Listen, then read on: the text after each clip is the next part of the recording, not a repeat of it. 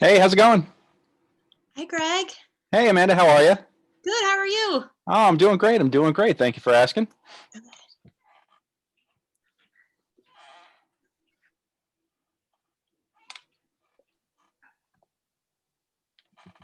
Hey, Titus. Hi. So, are you on the West Coast, Greg? Yeah, I'm in Los Angeles. Nice. Yep, I'm the one member of Mastermind Adventures on the West Coast. So, Nice. Can y'all hear me? Yep. Okay, cool. My mic was being weird for a minute there. Oh, gotcha. My How cat's near gonna that mic? play. She's like on top of me. This is annoying. Here we go. Let's see.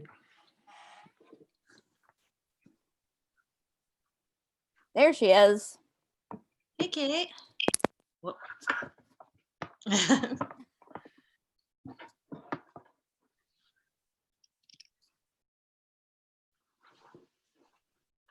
Hi, everybody. Hey. Hey. She's wearing her hair down, Ooh. long and luxurious.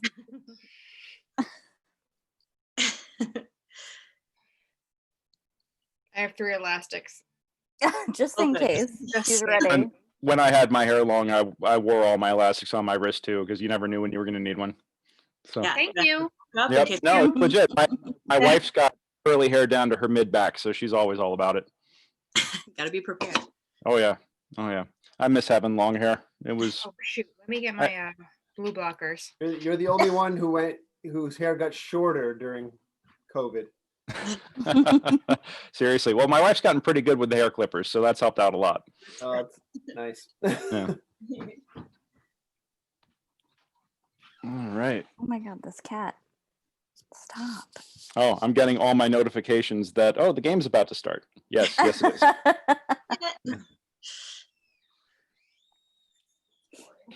Yeah. Oh, holy crap. And the wind's blowing too. Wow. We're getting a monster sun shower out here all of a sudden, which is something that we don't get. Yeah. Like, Wow. I got these all the time when I was living on the East Coast, but this is surreal just looking out my window right now and seeing the trees like bending sideways and the rain running sideways while the sun is just glowing. So it's exciting. Big rainbow, too. Oh, big rainbow too? Nice. Yeah. Oh. All righty. Are we all met or are we waiting on one more? We're all We're here. good. Yeah, this Okay. is us. Cool, cool. Awesome, awesome. All righty. So let me just well, first off, folks, my name is Greg, and I am your dungeon master for this evening. I'm so pleased to be here, and thank you all so much. You guys are actually my first table as a GM for hire, so I am super thrilled and super nervous. Not gonna lie, I'm really nervous I'm about super this. sorry for you that we're your first. We were saying before, how long until he's like, oh, these people. Oh, it's Correcting us tonight. Especially today, because we've been full of beans today. Oh yeah. Nothing wrong with that. This is going to be good. So, yeah. So I'm really excited to have you guys be my first table, and I'm really psyched for this. This is also the first time I've ever run this. I just finished writing it about.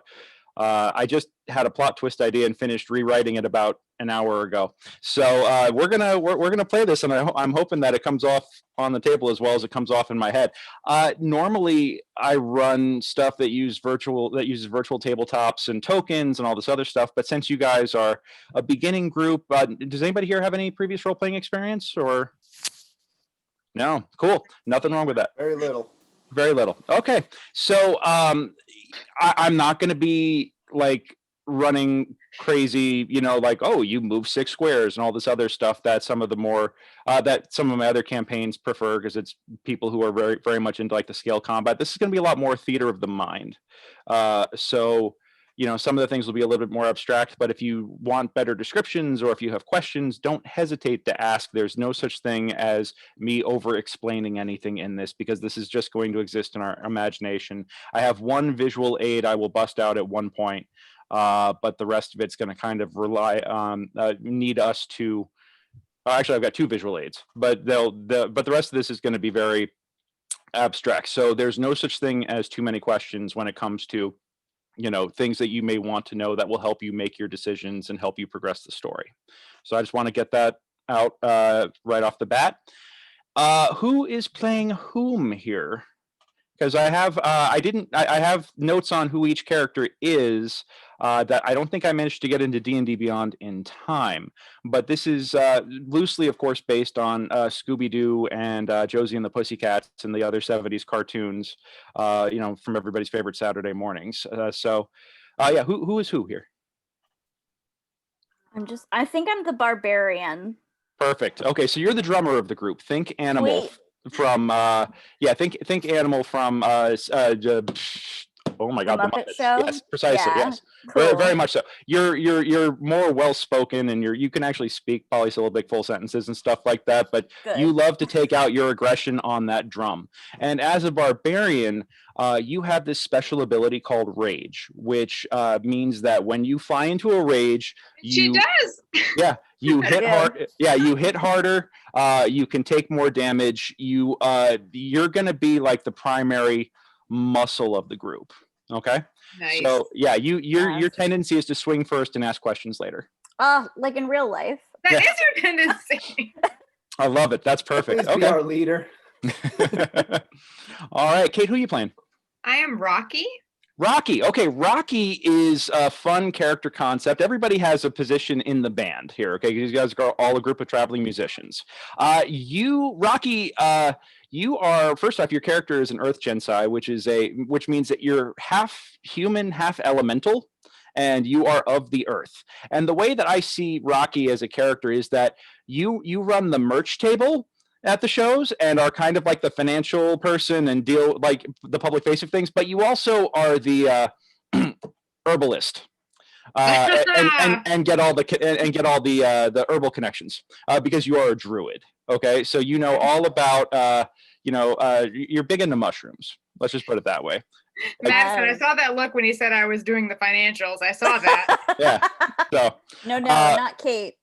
yeah, but you're totally like the big into nature and I think you're not you have some musical talent, but you don't jam with the band. I do not. Yeah, you do not. I do You do not, not. and I do not. No, but you are kind of like the glue that holds the operation together. You're like the smart logistics person. Okay. All right, Titus, who are you playing? It's a character called Titus's character, but I just realized that I can actually change the name. What should my name be, guys? Oh my god. I was gonna just put Tito in. Okay, Tito. Does that work Let's for you see. all? If I'm Tito tonight? Does it Sure, work? I have. We can. And Amanda, I'm assuming that you're going to be playing Rebella. Yeah. Okay, cool. Then Tito is going to be the bassist in the band. We're gonna scratch Ember and replace Ember with Tito. So yeah, Tito is the bassist in the band. You're if Rocky holds the glue together of the operation, you're the one who holds it down musically. Okay, Nice. the bassist is not a glorious job, but it is one that is absolutely I've been necessary. practicing my air bass this whole quarantine. So Perfect. for me. Yeah, and you got to remember, it's finger picking, it's not strumming. So you got to be very, Oh, very, yeah. very We gentle. just had that argument the other day. Did you really? Because Nice. I was playing air bass wrong. Oh. I should be- There you go. Well, it's so funny. I don't play. I have no musical talent whatsoever. None. When in non-pandemic times, I produce theater here in Los Angeles. So I produce musicals. I'm like the logistics and I'm the Rocky, essentially. But You're better than me. yeah, but I didn't know the difference in that until I watched like some behind the music with the Partridge Family. And they were talking about how who was the kid who played bass in the Partridge Family. They said that it wasn't until the 4th episode that one of the producers came up to him and said, that's not how you play the bass, right? Because he'd just been sitting there strumming it the whole time. You can't strum because you have to strike. I had to strike the other day. Exactly. So yeah, and as you're a little bit more devious. You're the yin to, or you're the yang to Rebella's yin. Okay, is the way to Okay. describe it. It's sort of like, fire and ice. You guys are a little bit of opposites. I'm sorry, I thought this was an all-girl group, so that's why I made Amber. And the dynamic between the two was always going to be a little Well, bit of if he tension. were Allie, that would make perfect sense. Yeah. So Yeah, it was supposed to be, but she got pulled away, so we have a pinch hitter. Oh, no worries, no worries. So yeah, but no, we can totally roll with this. Can you see my name on the? I just updated it. Tito, So do you- perfect. Yeah, I see it right here. That's excellent. Cool. That is awesome. Okay, cool. So I should go into my encounter calculator here, and I'll do that later. Anyhow, and Amanda, you're going to play Raybella. The lead singer. You're the face of the operation. If Rocky's the brains and Tito's the attitude, you are definitely the face. And and of course, Animal is the fist. So yeah. So you guys all together, you guys make a really, really, really good like team that were of all complementary parts. And then there's Kevin. Kevin is a character that I'm going to play, and Kevin is, I'm not going to play him as a way to lead you all around, but if you guys get stuck, that's not you can always refer to him. But did you guys see the new Ghostbusters from 2016 with we just watched it the other day. Oh God, it's so good. I know that it got a lot of hate, but I watched the extended cut, and that one makes so much more sense. And I thought it was far superior to what was released in theaters. But that's a needless opinion right now. My point is that that Kevin here is a monk, but he's way too good looking for his own good, and doesn't. He looks great, has nothing upstairs. And he's very much like Chris Hemsworth character in the new Ghostbusters. So he's, probably a little bit more trouble than he's worth. But he is. I was setting him up to be kind of the Archie to the Betty and Veronica that would have been Ember and Rebella. So I think we can still have that, where maybe it's just Kevin and Rebella and either Rocky or Mandy, whoever wants to get in on that. So if you guys want to, if anybody wants to take that as a playing note, or, he could be into heavy metal, who knows? So. Ooh, that could be a clue. Yeah. All right. So anyhow, do you guys have any questions before we get started? I don't think so. I have no idea what to expect. So I don't even Okay. know what to ask a question. Awesome. Well, yeah, if anything comes up, you ask. There's going to be a couple of times where I call for dice rolls. And if you guys, you have a virtual die roller in your browser. If you click into it, we'll just test this real fast. I'm not going to see your die rolls, so I'm going to just trust y'all. But it should be enabled where if you see the bottom left corner, you see like a little polyhedron. It's Oh, hold on. Wait, Yeah. the bottom left corner of what? Oh, if you go into if you go into D&D Beyond and Okay. open up your character sheet. Sorry about that. Sometimes my brain's about 3 steps ahead. Go into D&D Beyond. You hit that little icon down in the bottom left corner. We call that a D20, so it's a 20-sided die. That's going to be primarily what I ask you guys to roll. But if you hit that, it expands the menu upwards, and you'll see a D4, a D6, a D8, Yep. 2 D10, a D10, a D12, I'm sorry, and I just logged back in. Where is this? go into your character sheet. Okay, Under game. profile. Is that right? Yeah, down it says like characters, and then you can just click it. Yeah, Under where it says. Oh, yep, got it. Okay, sorry. no worries.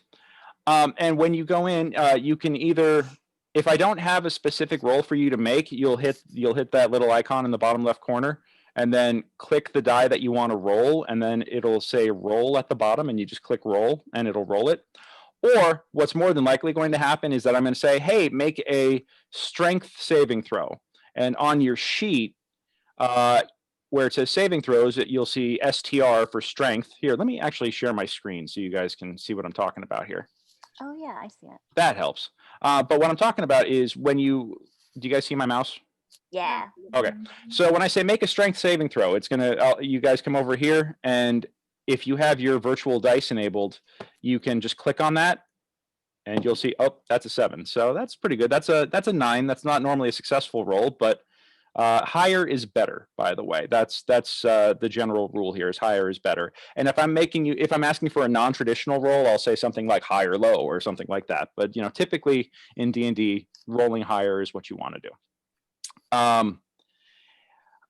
Let's see. Yeah. So, and if you guys have your virtual dice enabled, you guys will see a really cool little animation like that play across. Oh, natural 20. Too bad I wasted that now. Yeah, and natural 20s are almost always automatic successes in most situations. So, and natural 1s are sometimes automatic failures, depending. That's okay. Why? Here we go. Just trying to get my roll 20, my Zoom window out of the way here so I can see what's going on. And you can see what all of us roll, Greg? I cannot. So I'm going to take Okay. y'all's word for stuff. There will be secret numbers. There will be secret numbers you have to roll either equal to or better than that I'm going to know. And based on what you guys tell me, I will tell you how well you succeed or don't succeed based on your roll. And every roll will be a little different. So, Okay. yeah. But I mean, that's generally it. The main idea here is that there's no way to win this game. The goal here is to tell the best story possible and have a lot of fun. So I mean, Do that every day. perfect. Yeah. So if we, if we're working on that and just having a good time with this, then that's really the goal here. It's not winning. It's the friends you made along the way. So, yeah.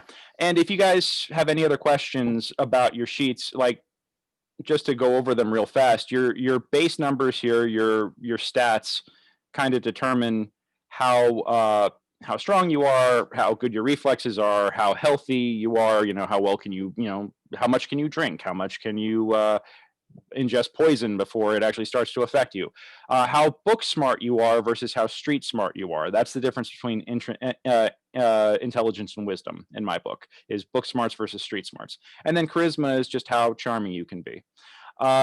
Your initiative helps you determine who goes first when it comes to a fight.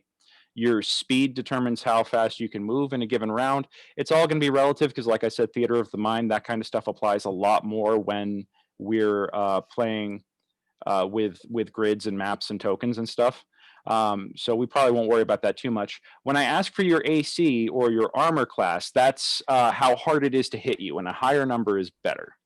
So if I ask for your AC, it's on your sheet right there. That's a combination of your ability to maneuver in a fight and also the kind of protective gear that you're wearing, whether it's leather armor, plate armor, the differences there. And a higher AC is better. Let's see, your skills. If you've got a black dot next to your skills, that you're proficient in it, and that those numbers are already included. So if I say I need an animal handling skill check, you should be able to just click on the number and have it roll the automatic die roller for you.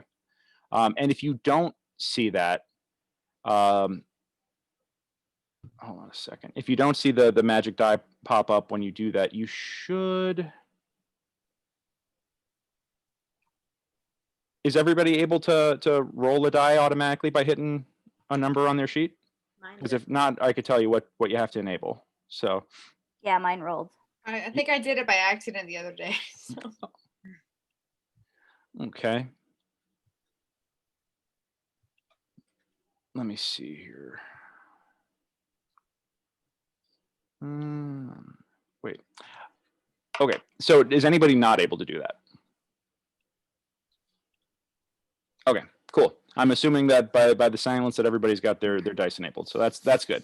And then, yeah, when it comes to, I may ask for a passive wisdom or a passive perception and stuff like that. And that's just your ability to notice things out of the blue when you're not actively looking for stuff. So that stuff is over on the bottom left, or the far left column in the middle. And then coming over here to your, this is what we call your abilities and your actions. If you want to attack something, like as a monk. Oh, I should also mention that that Kevin recently discovered combat yoga, and is now using that to center his chi. He's like the ultimate hipster douchebag in a lot of ways, but he's so dumb it's endearing. That's kind of the concept here. He's like most of the folks I know in Silver Lake. So yeah, if you want to roll an attack, again, higher is better to beat the AC, and you could just click into here for that. Each sheet under all, you'll see all the abilities that you have, and it breaks it down into attacks or actions, or sometimes you have a bonus action, which I can tell you whether you'll be able to make it or not, or a reaction. And then you can also come in here to find your equipment. I've made sure that everybody's already got their weapons and armor equipped, although I don't know if Tito does or not, but let me know if you're having any trouble, Titus. I think it's fine. You know what? I think that your share screen, though, is not matching up with what you're describing. Oh. I'm looking at Beyond 20 Doppelganger. Oh, no. Oh, no. Don't tell me it did confused. that. Yeah, Okay. maybe it froze. Could be. Hold on. Let me reshare, because you guys were looking at the wrong screen. You guys were looking at the bad guy. Oh, no. I will forget all of his abilities. Oh, it's okay. It is totally okay, but that's a big oops on my part. Here we go. Share screen. Yeah. So anyhow, like I was saying. Oh. There we go. Yeah, here we. Okay. Mine looks different, but I don't see Oh it. no, you guys were seeing my notes. Does it help you feel better that we don't know what any of it meant? That actually, it really Just said does. to Amanda, Titus is the only one brave enough to say he doesn't know what's going on. I am so, and hey, if anything weird like that happens, please don't hesitate to speak up, because typically when we're in a room playing together, it's a lot easier to catch weird things like the book being open to the wrong image or whatever else, or you guys aren't able to see what I'm talking about. Don't ever hesitate to ask questions or whatever. There's no such thing as a dumb question or a dumb answer here. I just want to make sure that we all have a successful, fun time. So anyhow, once again, just to refresh real quick, you've got your base stats up here. Your proficiency, don't worry about that. That's already recalculated. Your initiative, you'll click on that when we have to have like combat and turn-based stuff. Your speed, don't really need to worry about that. Your armor class is how hard you are to hit. Like I said, that's all right here on the sheet. Your skills, you can click on any of these numbers and have the automatic die roll for it. Your saving throws, if I say I need a strength save or a dex save or anything like that, that's right over here. If I ask for anything like passive senses, that you just tell me what they are from over here. And like I said, that's your ability for your character to notice something when you're not actively looking for it. And then, yeah, your hit points are also really important to know. This is your maximum health and what your health is at currently. So every time you get hit or every time you're in a fight and somebody hits you, that your hit points are going to drop. If you hit 0 or go below 0, you go unconscious and you start to die. Hopefully no one's going to get to that point. But I will explain all that stuff if it becomes necessary later on. And then you'll control those if we get hit, like you as the dungeon master, like decrease our points on that. I will have profiles. I'll have a tracker on my side. Yep. But I don't know if it automatically updates to you guys or not, because I haven't used just D&D Beyond yet to run a game. I've typically used it integrated with other systems. So the other systems typically handle the initiative and the hit points and stuff like that. But okay. And then when it comes over here to actions, these are the actions that you can take on a turn. And if you roll over any of these and click on them, even though they're not linked, you can still get like, oh, if you click disengage, you'll see what that does. Okay, so that's a quick way to answer any questions that you have. If you want to know what you can do in combat or in any of these other moments. But if Kevin wants to throw a dart, I'm going to hit that. I rolled a 9. I have a +5, which means I rolled a 14. So if the enemy's AC is 14 or lower, I hit them. And then I get to roll damage, which would just be, bam, click that. And I rolled a 6. That's pretty awesome. On a D4. I'll take that. So that's attacks. You have other actions and other abilities. If anybody has any questions about how any of your abilities work, please don't hesitate to ask. And sometimes if you guys have an idea that's crazy, but you can justify it, if it's awesome, I'll probably say yes. I just want to throw that out there, okay? Because like I said, the goal of the rule zero, I mean, D&D is a game with libraries of books of rules, but rule zero of D&D is to have fun. Okay? So if it's not fun, we don't want to do it. Yeah, and then you can click through here and see any of your abilities, your equipment. The only person who I haven't equipped or gone over the equipment with yet is Tito, because you made your own character. Totally cool. But just make sure that your stuff is, when you click into your equipment tab, just make sure that it's all highlighted like this. So it'll populate on your actions tab. And then sometimes you'll have racial features, sometimes you'll have class features. All this stuff is included in here. And I also included some basic notes about background and personality, just as guidelines. You can choose to play these or ignore these as much as you want, but if you want just like some ideas on how to play your character, you can go into your description and your background and characteristics tab and get just a couple of little helpful things. And then, yeah, I mean, that's pretty much it. So if that's cool for you guys, I'm ready to run when you are. I'm good. I really like this. I will do anything to prove myself superior to my hated rival. That is Yeah, beautiful. your Beautiful. hated rival is a goblin drummer in another band, by the way. Oh, Yeah, he's I love it. with red yarn hair and just big teeth and talk like this. So, yeah. amazing. Yeah. All right. Let me go on ahead and kill my share screen. There we go. Cool. All right. Well, let's do this. So, the band has arrived in the city of Waterdeep, the city of splendors, as it is known. The city is, think New York City, but on the Sword Coast, the west coast of a massive continent in the realm of Faerun. The city of splendors, it's high walls wrapping around the perimeter, guards atop. There's flags and banners flying everywhere. It's a very, very grand place. The city is actually several miles wide and several miles deep in a large circle. And it is crowded. And it's even more crowded right now because it is the annual magic moot. Melf, the great wizard Melf, is holding his annual magical moot, which think Comic-Con or a major industry trade show, but for wizards. And it happens to be happening in Waterdeep right now. And you've actually been booked to come in and play the show, play one of the parties after a day of presentations and working the trade floor.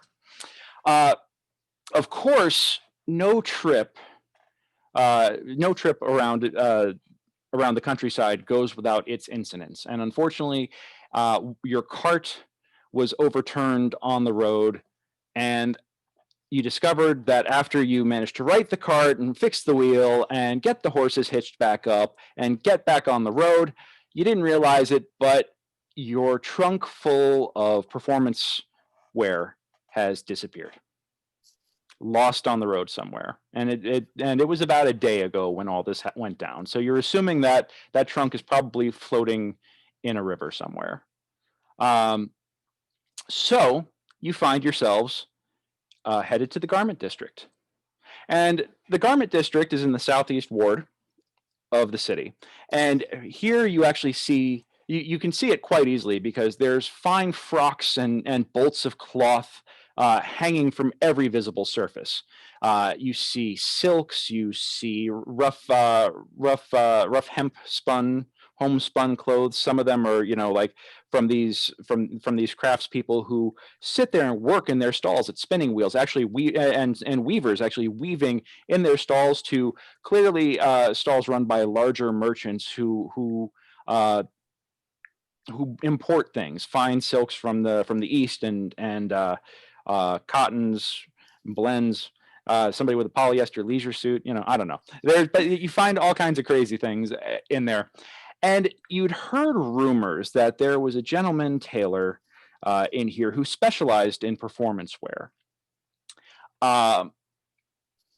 And as a matter of fact, Kevin mentions that he's like, well, I remember being here a long time ago, and a friend of mine said that this guy Mert knows that this guy Julian is really an excellent tailor, and Mert's always reliable. So I think that we should go to Julian's shop. Maybe Julian will be able to help us out here. Sounds a little shady. Oh, I don't know, dude. He seems cool to me. I You don't think mean, a friend of a friend. Well, You you always sure? go. You always go to a second location. Okay. Never go with a hippie to a second location. So- Guys, I don't know what other options we have. We have nothing to wear. Yeah, man, that's such a bummer. I had my best. I had my best vest in there. That was my favorite vest. Well, we gonna go to the shop? I think we should go to the shop, and I think anyone who disagrees with me is going to get punched in the face. Okay. Decision Well, made. don't harsh my buzz, man. I once I finish brewing this kombucha, I gotta sit and do some external meditation. But after that, but let's get a new vest first, because these pecs get cold. And he kind of flexes a little bit, and he's very pretty to look at. But that's about it. All right, so you guys go wandering through the maze-like garment district, and you see people hawking their furs and hawking their stuff everywhere. And you've got people kind of being like, "Hey, come over here, take a look what I've got. Anybody would like to buy a gnomish clockwork? Anybody want to?"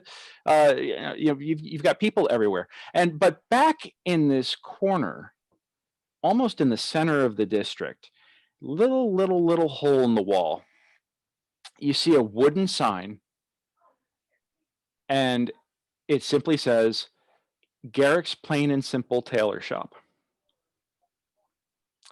And there's nobody loud out front. It seems almost serene in a pot of chaos. It seems like the eye of a hurricane almost. And Kevin's like, "Yeah, I think that might be the place." I say let's go. It's loud here.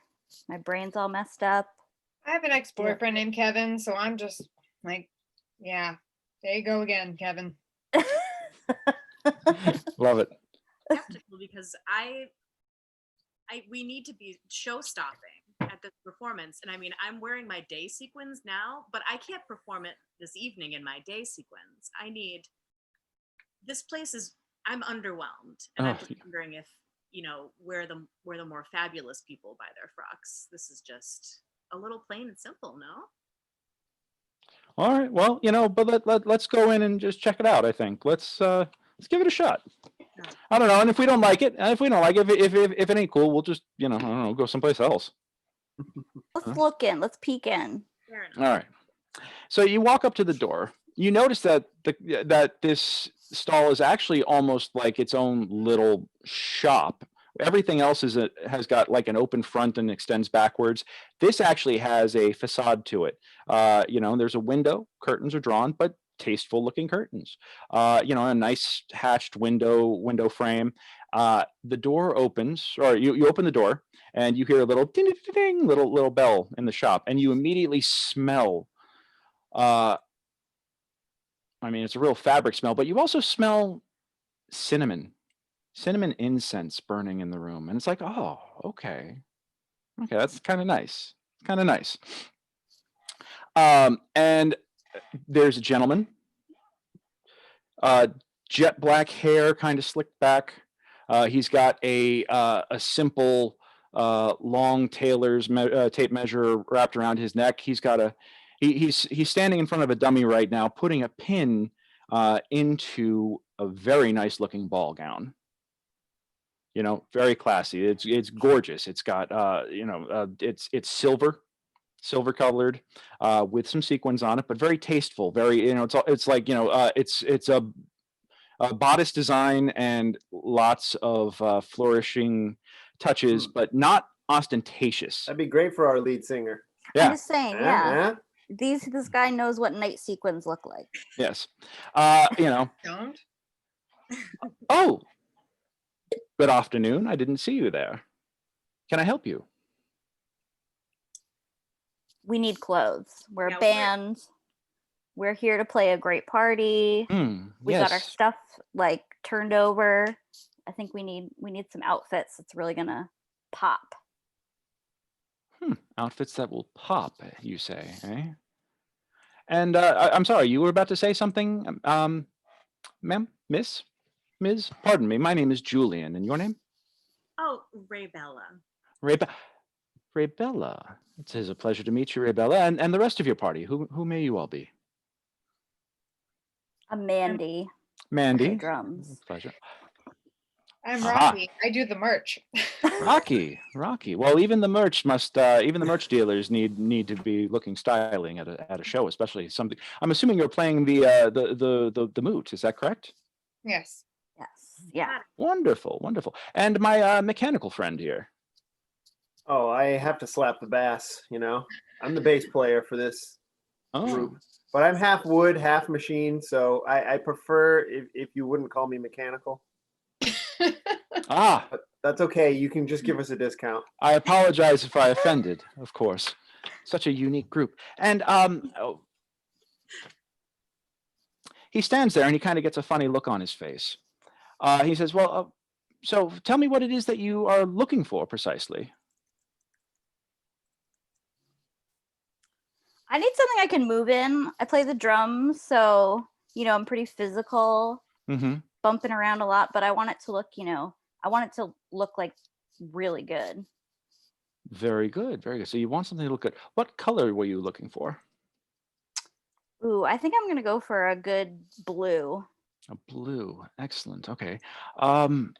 I might have something that would work for you. Please give me one moment. But first, what else would everyone else? What else is everybody else looking for here? Well, I think it's important that we all coordinate.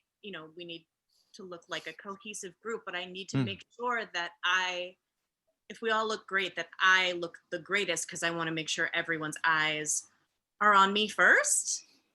You are the Most- singer, aren't you? Yes. Yes, that makes perfect sense. I understand. Showmanship. It is so underappreciated these days. And what, my dear, would you like to be wearing? Something that is both short but also long. I don't. Short but also long, you say? That's right. Not too short. I have to stand behind her. So Interesting. Very good. Not what I was expecting, but and for the rest of you, what else would you like? Rocky, with the merch table, what would you prefer to be wearing? Something blue to go with the rest of the group? Well, I look terrible in everything, so go nuts. Alrighty then. Blue, maybe? I don't know. Maybe earth tones. Yeah, I'm very trolly, so sure. Yeah. I wouldn't say trolly. I think that she's unless that's how you want to be described. But I think you're just just darker skin and like stouter build. Okay. Yeah. So Sure. cool. And yes, and my friend, I'm afraid I don't have any of the more traditional paints and other things that most of the other Warforged I've seen walking around the city wear. But is there anything in particular you'd like? I should probably match the drummer. Match the drummer. Very good. Okay. And that way our lead singer can stand out more. Very good. Well, come back in a couple of hours and I shall have you all sorted out. But before I go, and he looks directly at Raybella and says, "Short but long. I understand." And he pulls out a piece of parchment and he says, "But long is short," and hands you a piece of parchment on it and with a wink, "Beware prying eyes." And he goes back into his shop, or he goes back into the back and leaves you alone. Hmm. Hmm. Mysterious. That was very cryptic, especially for a tailor. Well, I guess I should read this. Yeah, what did he give you? You open up the piece of parchment, and it simply has a series of numbers on it. I'm going to put the numbers in the chat.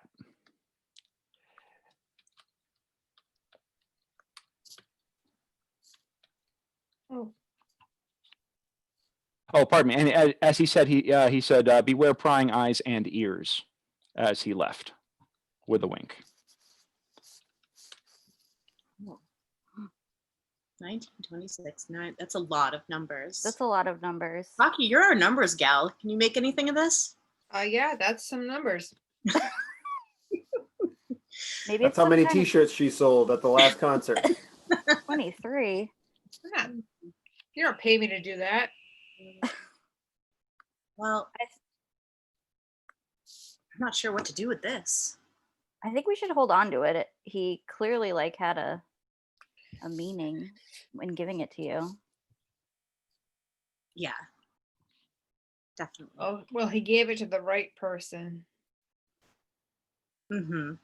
I know what numbers I have are. a pocket to put this in. I can give this to my husband. Mm-hmm. Oh, give me a round of wisdom checks. Oh, shoot. Okay. Hang on.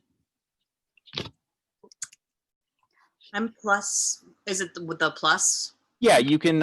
If you go on to the first box in the left column and look where it says Wiz, WIS, you can click the number next to it. Mm-hmm. I have Oh. +2. Okay. You want us to roll? Yeah. Oh, Okay. shoot. Oh, I didn't know that. Sorry. Oh no, it's okay. Sorry about that. So if I call for a check, that means you're going to roll a die for it. I still have +2. Okay. I Did rolled it roll- a. Sorry. Amanda, what? I'll go around here. Amanda, what'd you get? I rolled a 12 plus 1, so 13. 13. Okay. And Madison? I got a 19 plus 0. 19 plus 0. Tito. 8 plus 2. So you got a solid 10. Okay. And I see a lot of dice here. Which one should I oh, the click? top. You can click the top one. The D20? Yeah, click the D20 and then hit roll. Gotcha. Sorry. It's okay. +2, 15. Oh, no, sorry. 3. Yeah. +2, 15. Okay. Yeah. So you got so you rolled a 13 and you're adding 2. I rolled a 3. Oh, so then plus 2, so that's a 5. Yep. Okay. Okay. I was looking at Yeah. the top. Never Oh, mind. no worry. It's all good. I'm in charge of the finances. We've Well- picked the wrong person. The funny thing I is, do know Madison, that. Madison, you're looking at this and you're like, actually, I'm going to message you real quick. Hold on. Check your chat in a second. Okay.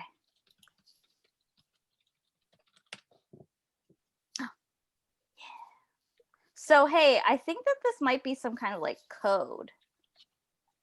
Like maybe it's like a code to open something or like a code for like letters of the alphabet or something like that. Oh, okay. Yeah, because the highest number is 26, so maybe each number's a letter. Maybe. Ooh. Ooh. I mean, in this realm, we can't assume that they use the alphabet of Earth. They do actually. Out of game, they do. Oh, They do see? use the standard alphabet. Thank goodness. All right. Should we try and see We- what that figure that out? that But might the funny mean? thing is, by the way, Mhm. the alphabet runs backwards. Here. Oh no. Oh, okay. So we need to see the alphabet backwards, and all right. Let's see. Is Raybella taking the lead here? She better, because Rocky's not. I don't know, Mandy, unless you want to. No, I'm not great at that. You have better handwriting too. She does. She has really good handwriting. So the 19th letter backwards. Can someone maybe write it down, and while I like 1, 2, 3, 4, 5, 6, 7, 8, 9, 10, 11, I'll write it down. Tell me what. H. 1, 2, 3, 4. Yeah, that's 19th. 26 would be A. 9. R. Wait, hold on. Start over. What? H-A-R. H-A-R. Okay. 11, 1, 2, 3, 4. Q? Okay. No, it's P. 1, 2, 3, 4. Because P. That makes- 311 is. Yeah. So H-A-R-P. Is that what we have so far? Yep, got it. 8 would be S.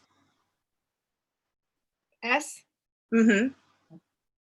S as in sandwich. Thank you. 18. 1, 2, oops. 1, 2, 3, 4. I. 24 is B. 19. Oh, that's H again. Wait. Yeah, H again. Okay. 12. 1, 2, 3. O. Okay. 9. R again. And 23 is C. Please tell me that spells something. I think you got 2 wrong because it says Oh. harpsichord, which I think means harpsichord. Ah, okay. And you say harpsichord. Suddenly, the letter pops into the air and assumes the shape, folds itself origami style into the shape of a mouth. And floating before you, it says, "Good afternoon, Three Strings. This is Old Wolf. An agent of the Zentarum, the Faceless, has infiltrated Waterdeep. They are here to steal a prototype magical item, the self-scribing spell book. Its creator, the mysterious gnomish artificer Corbin Rast, rarely gives public appearances, but he has made an exception and is here to personally present his latest creation at Melf's Magical Moot, the annual wizarding convention here in Waterdeep. Your mission, if you choose to accept it, is to stop the Faceless from stealing the self-scribing spellbook at all costs. No one can know about this mission. If word were to get out, it would mean open war between Waterdeep and the forces of Darkhold. Good luck, Three Strings. May the gods shine their favor upon you. This message shall self-destruct in 5 seconds." Well, we better move. All Yeah. right, I Yeah. don't want it to hurt me. put that down. And then, like setting fire to a small piece of yarn, a spark ignites in one corner and consumes the paper. I hope someone remembers what that paper said to us. I sure didn't. So Oh, we're recording this, so always look at it later. There was someone that infiltrated this garment district, or maybe the whole town, and it didn't sound like they were a good guy. Yeah, the city is Waterdeep. That's the city that you guys are in. You guys are in the garment district of Waterdeep right now. The agent of the Zentarum. The Zentarum, you guys know, are basically a kleptocracy run by corrupt mages. And it's a dark land. It's not a good place. They typically take magic and corrupt it to their own evil uses, and they're far away. But there's kind of been a cold war of tensions between the two lands for a very long time. And the idea of like spycraft and spy wars going on between them is not uncommon. So, yeah. And the Faceless is the person that is the agent of the Zentarum that is in the city, and Darkhold is where the Zentarum live. So that's just to explain all that, because I realize I threw a lot of names and things at you without much context. But you don't know who the Faceless is, but you know who the Zentarum are, and you know where Darkhold is and what that is. Think Russia from the like the 70s and 80s in the Cold War. Let's just cut to the chase. Russia. Yeah, just yeah. Minus the vodka. So yeah. Yeah. So clearly you guys intercepted something that might not have been meant for you. Might have been given by accident, but what you want to do? That's a good point, because we are supposed to get to a concert and we barely got our clothes, and now we're on a secret mission to stop an assassin from another land. I don't know. Stealing This- something. He's This stealing. doesn't feel very funky to me. The self-scribing spell book. Now, the big deal about this is that wizards all have to inscribe their spells into a book when they learn them, and they have to consult their spell books every day to figure out what spells they want to prepare to be able to cast during that day. That's how wizard magic works. Bards have their own kind of magic. Druids have their own kind of magic that are provided by the gods, but wizards have to do this old school with the humana and the pinch of bat guano and the other things and the chanting. They have to do all that stuff, and, And the their chanting. their spell books are how they are what they use to keep track of everything that they know. It's a lot. Wizards can learn almost any spell though if it can be written down, but it takes forever to transcribe a spell by hand into a book, So especially a for more complicated. self-scribing one Millie! would be. Hi, Millie! Sorry, sorry. So a self-scribing one would be very valuable. Yeah. I Yes, mean, indeed. yeah, Did you say it's going to be at the the concert? trade show. Yes. Show we're performing? Yep. Oh, so we It's could That's on display. convenient. do both. We could save the land and rock the house. That So, would be really good for your I image. like that. I like both those options. Awesome. Well, so what do you guys want to do next? Obviously, you have to come up with a plan of action. yeah, we've got a couple hours to kill before that hand. Maybe we Sorry. should find out where that self-scribing book is if it's going to be stolen. True. It's hard to protect something if you don't know where it is. Right. How would we do Can that? we at least pay for the clothes? We don't have them yet. We got to come back in a couple hours, he said, for the clothes. Oh, okay. I thought And they then he were ready. winked and they at were- Ray Bella, and then he left. So All right, the winking. Let's find the winking. guy and get him. Yeah, let's do it. I'm in. Sure. Whoa, Bundy. Whoa, Bundy. Awesome. Yeah, I think this sounds great, guys. Whatever you want to do. Kevin's like, Yeah, he would say that. all right. So where would you like to head? Would you guys like to head over to where the moot is being held, or do you want to go someplace else, pick up supplies perhaps, or ask around for information? I mean, Uh, I don't know. Should we? Is there a library? yes, there is. It's a very big library, as a matter of fact. Go there first. Okay, not a problem. So you go to the Grand Library of Waterdeep.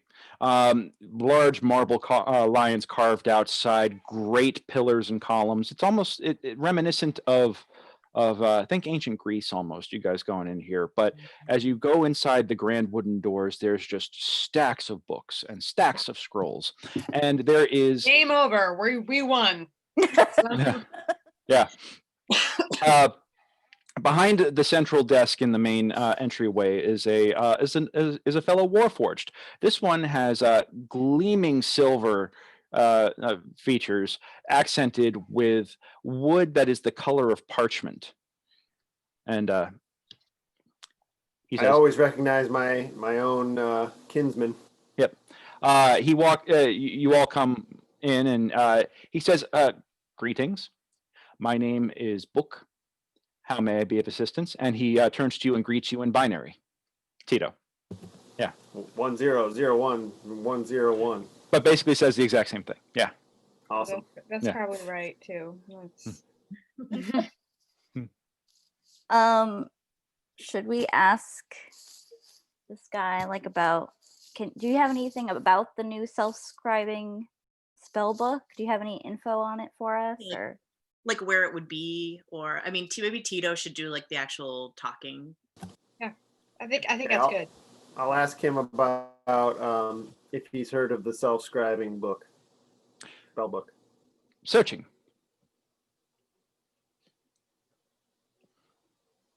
News article from the Waterdeep Daily. Self-scribing spellbook to be unveiled at this year's Melf's Magical Moot, presented by its creator, whose name I have right here. Corbin Rast. Corbin Rast. Corbin Rast. Book to be presented tomorrow at noon in the grand ballroom of the Waterdeep Gathering Center, which is located in the Waterdeep Coliseum. Would you like to run another search? Probably. Well, I'd like to know, what about this person who's trying to steal the book? Like, and I'd love any sort of helpful information, perhaps like Good idea. a Who is weakness. trying to steal the book? Query. Anybody remember? No face.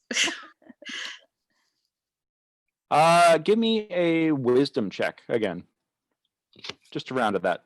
Sometimes I will call for those when people need to remember something that their characters might remember that they can't. So I got a 16 plus 0. you remember that his name is the Faceless. His name is the Faceless. Does this homie have anything on Tito? Can you ask him if he has anything on the Faceless? 0 I Searching, have an 18. searching, searching, searching. That is not how libraries work. We do here. In Waterdeep, it is. In Waterdeep, it is. One record found. The Faceless, known operative of Zentarum, assassin, thief. No one knows what they look like. Considered to be an urban legend. Whoa, Oh, that is not helpful, but No. kind of helpful, I guess. How do we defeat or stop someone when we don't know what they look like and we don't know any of their weaknesses or anything really? Well, we know what they're going after. Sure. So maybe if we get to the book first, we can protect it. Oh, yeah, or like hide it. Is our show tonight or is it after this tomorrow? I forget. Your show is tonight. Oh, okay. okay. So we can rock out first, and Mhm. then maybe. Are you suggesting we develop a parallel heist to steal and hide this thing, so it doesn't get into the hands of the wrong people? I don't know. I'm just floating ideas. I mean, unless there's any more information we can get here, maybe we should get to the Coliseum and kind of like scope the place out. Do we need does the library have a map of the Coliseum or any sort of like? Does the library have a map?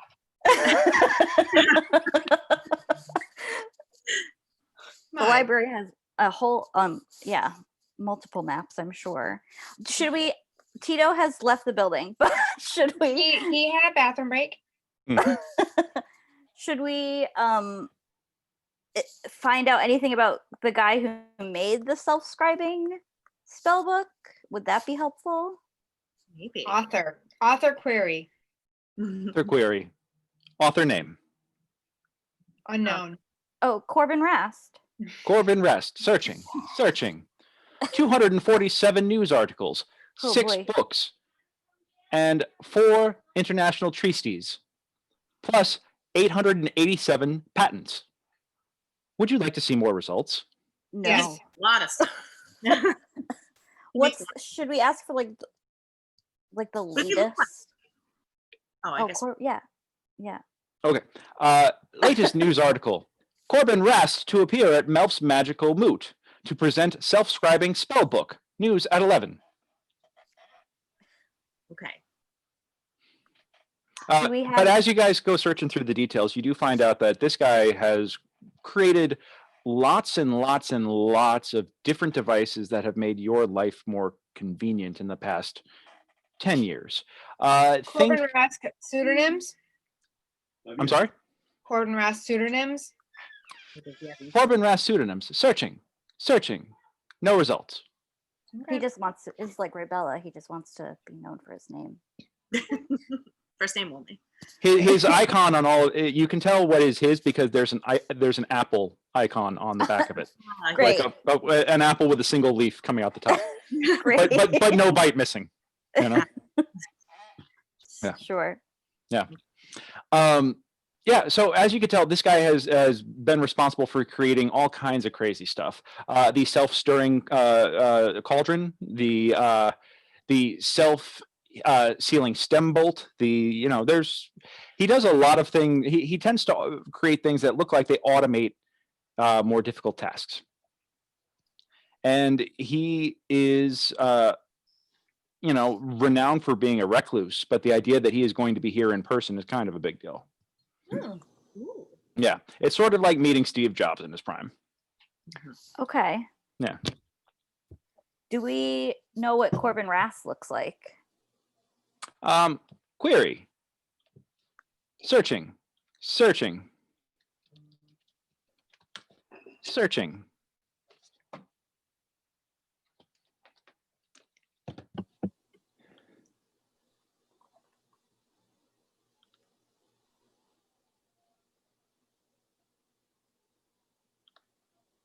All right, here we go.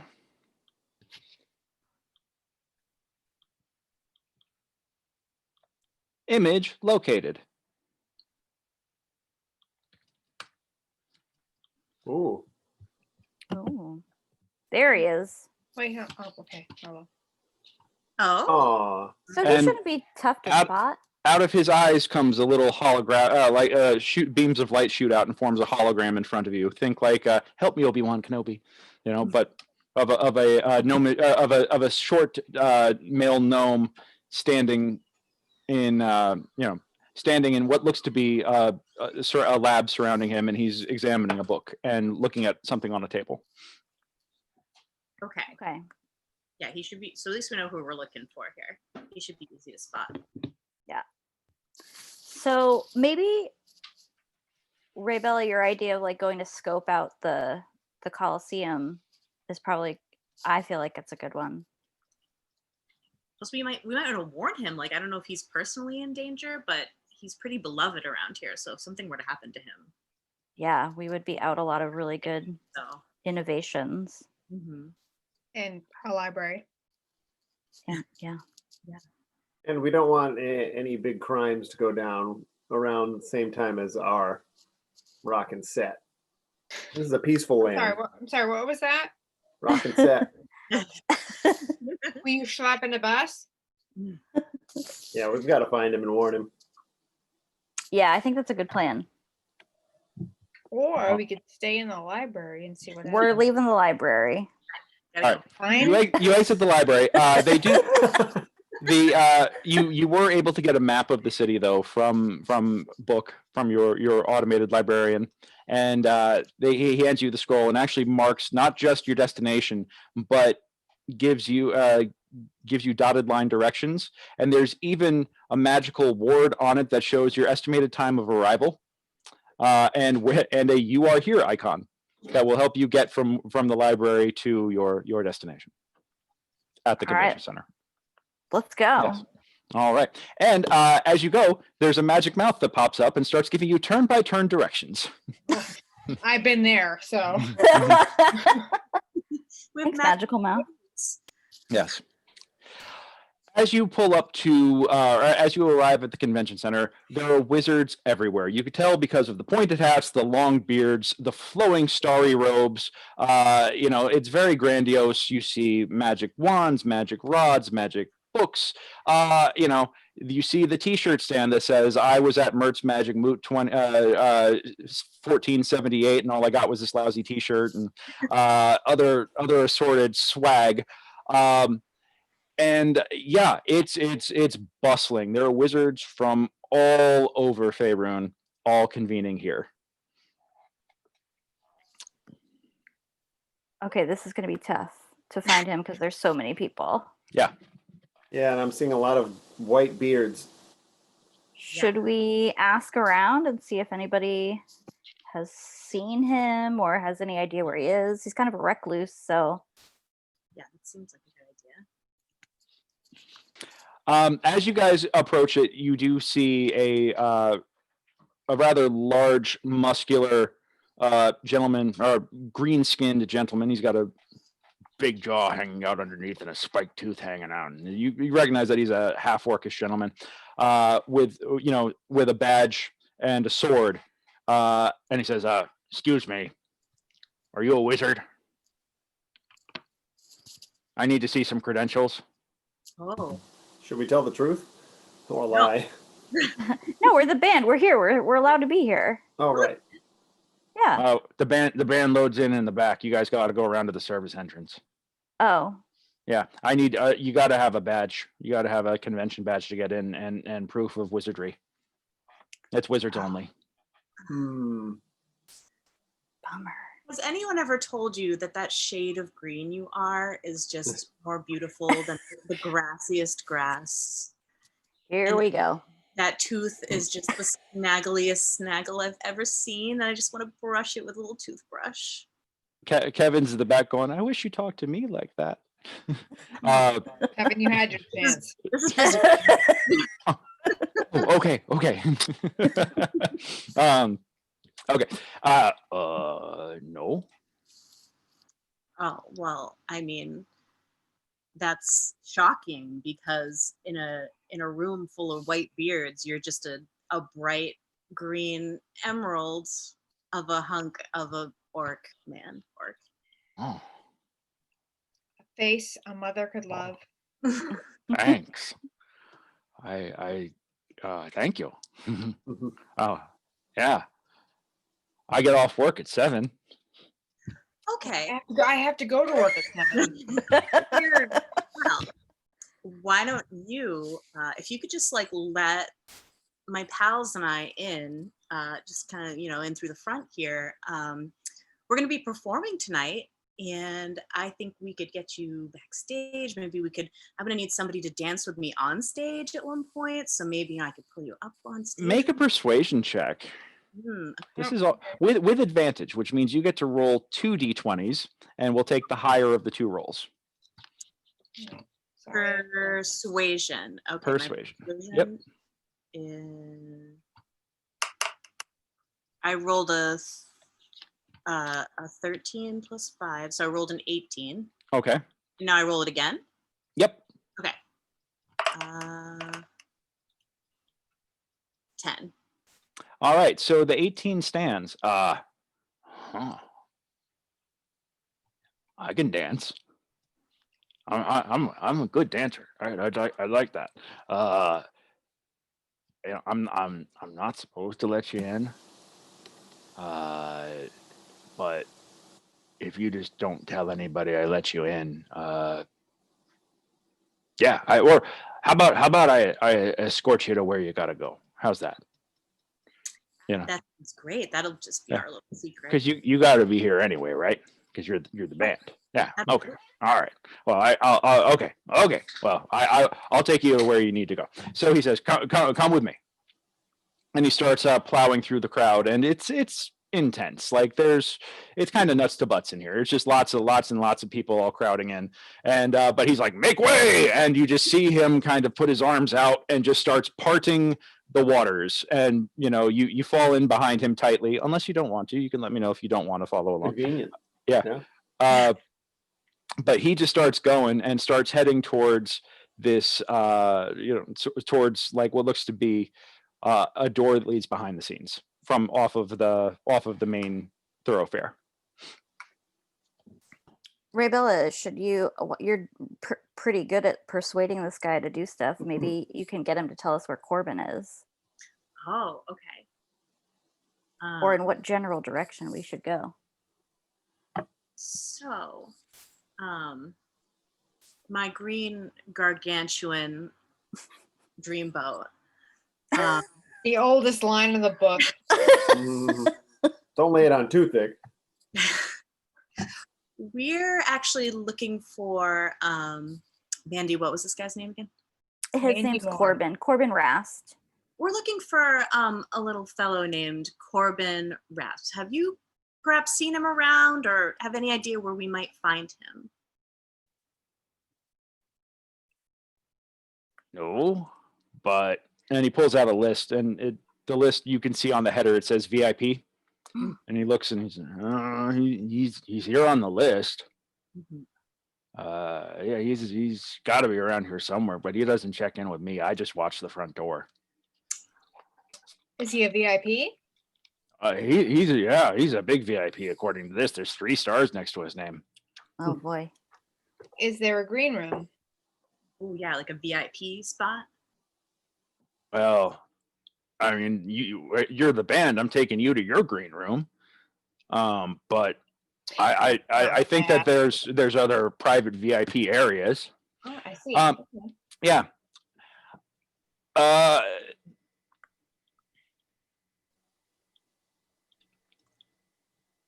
yeah. According to the list here, and he actually turns it around and shows it. He says it looks like Corbin is checked in, Oh, it's here. and you actually do see a couple of names of people who have not checked in. Oh, Just Oh, throwing that out there. who is not checked in? checked in, yeah. Who's gonna peek and see? Well, you see that on the list that there is a wizard named Qualish, and Qualish +4, not checked in yet. Oh, So that's the next name on the list down. You guys notice that Qualish +4, but yeah, it with the 3 stars next to his name, Corbin is definitely signed in and has arrived. So, okay. So do we need to find Qualish and become his +4 to get into this VIP area? Oh, Damn, you're smart. that's an interesting way to do that's it. why you're the front lady. Well, there's exactly 5 of you, because there's the 4 of you plus Kevin. Right. Oh, So there's Kevin. exactly 5 of you. Kevin. And I'm sorry. And Amanda, I should also point out that you have an ability called, well, I wouldn't necessarily recommend using magical abilities here because wizards have, their stronger wizards have something called true sight that allow them to see through magical disguises and stuff like that. But you guys are all pretty good with costumes, disguises, and other things. So, you know, Okay. if you were to somehow get a set of wizard's robes, who knows? Okay. We can be Qualish +4. Perhaps. We find some robes. Is there a coat closet? A robe closet? Or coat check. Coat check, robe check. A magical coat check. Or Salvation Army. Well, you know what's funny is that you guys were in the garment district earlier, and you did see a wizard's robe shop. And we That's didn't not find funny. stuff anyway. Yeah. So maybe Okay. we can head back. At one point, you're going to want to head back, but yeah. But so, Gronk, your guard. Gronk? Yeah. Oh, Yeah. My name's Gronk, by the way. You know, when you want to bring me up on stage later, just so you know who to call for, just call Gronk, and I'll come up and I can break dance. You know. oh, Normally, it involves breaking things, but I'll try not to break anything valuable. I promise. Gronk. Okay. Yeah. Gronk. With 2 Ks. Oh, well, there you go.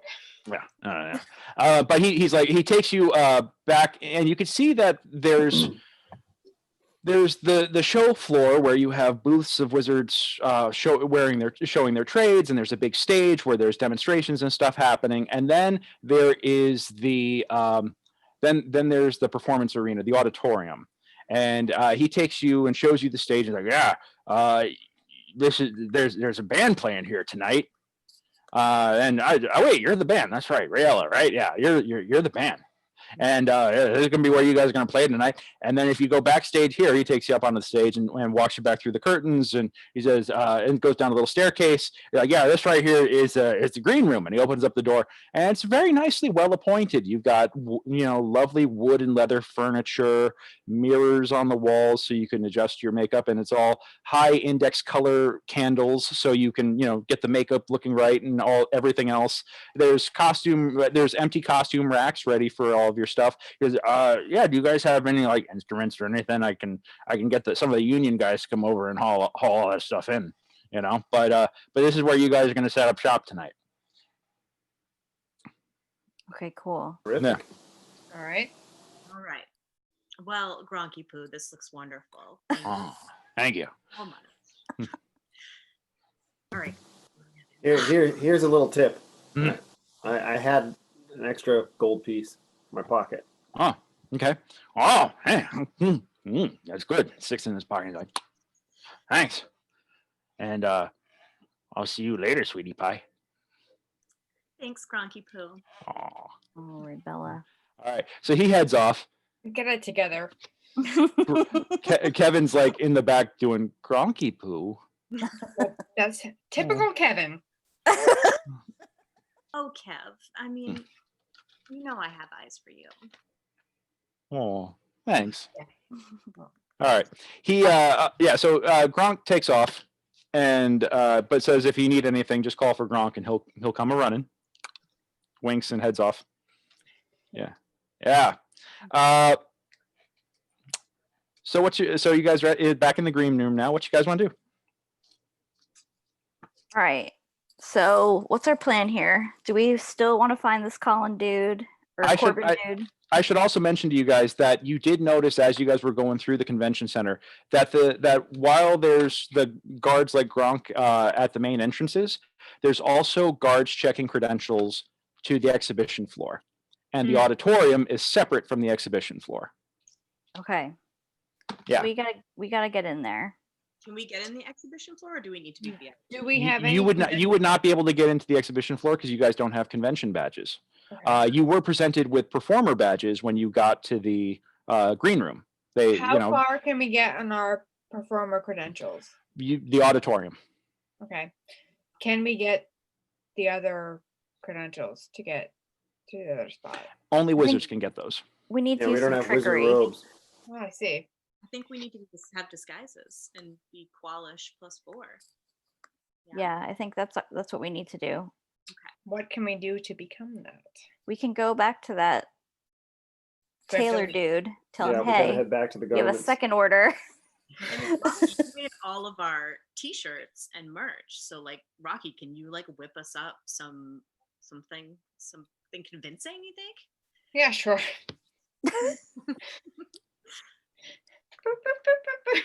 All right. So you go open up the T-shirts that says Rebella and the Bard Brigade, and it's all bright and sequined, and they are black and hot pink stripes and all kinds of like Gem and the Holograms tastic right here, guys. Yeah. that and sequins out the wazoo. But it would take it would take a little bit of time to get something whipped up, but sure. Give me a. I have a ton of holiday shirts in the basement. Yeah. Oh, so you guys want to go with like a red and green pattern?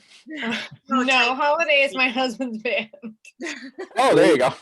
Yeah, but we did have green shirts, coincidentally. So Kevin is gonna whip these up. No, me. No, Rocky's gonna whip him up. I'm gonna do it. Oh, Hold on. Rocky. Oh, great. Yeah, very good. All right. So Rocky, you basically you put out a call. You get your assistants to help load all the merch and everything in. Well, good, And because they're very Union. lazy. So Yeah, you got a couple of the union guys to help unload the cart and bring everything in. That all happens, and you get to work.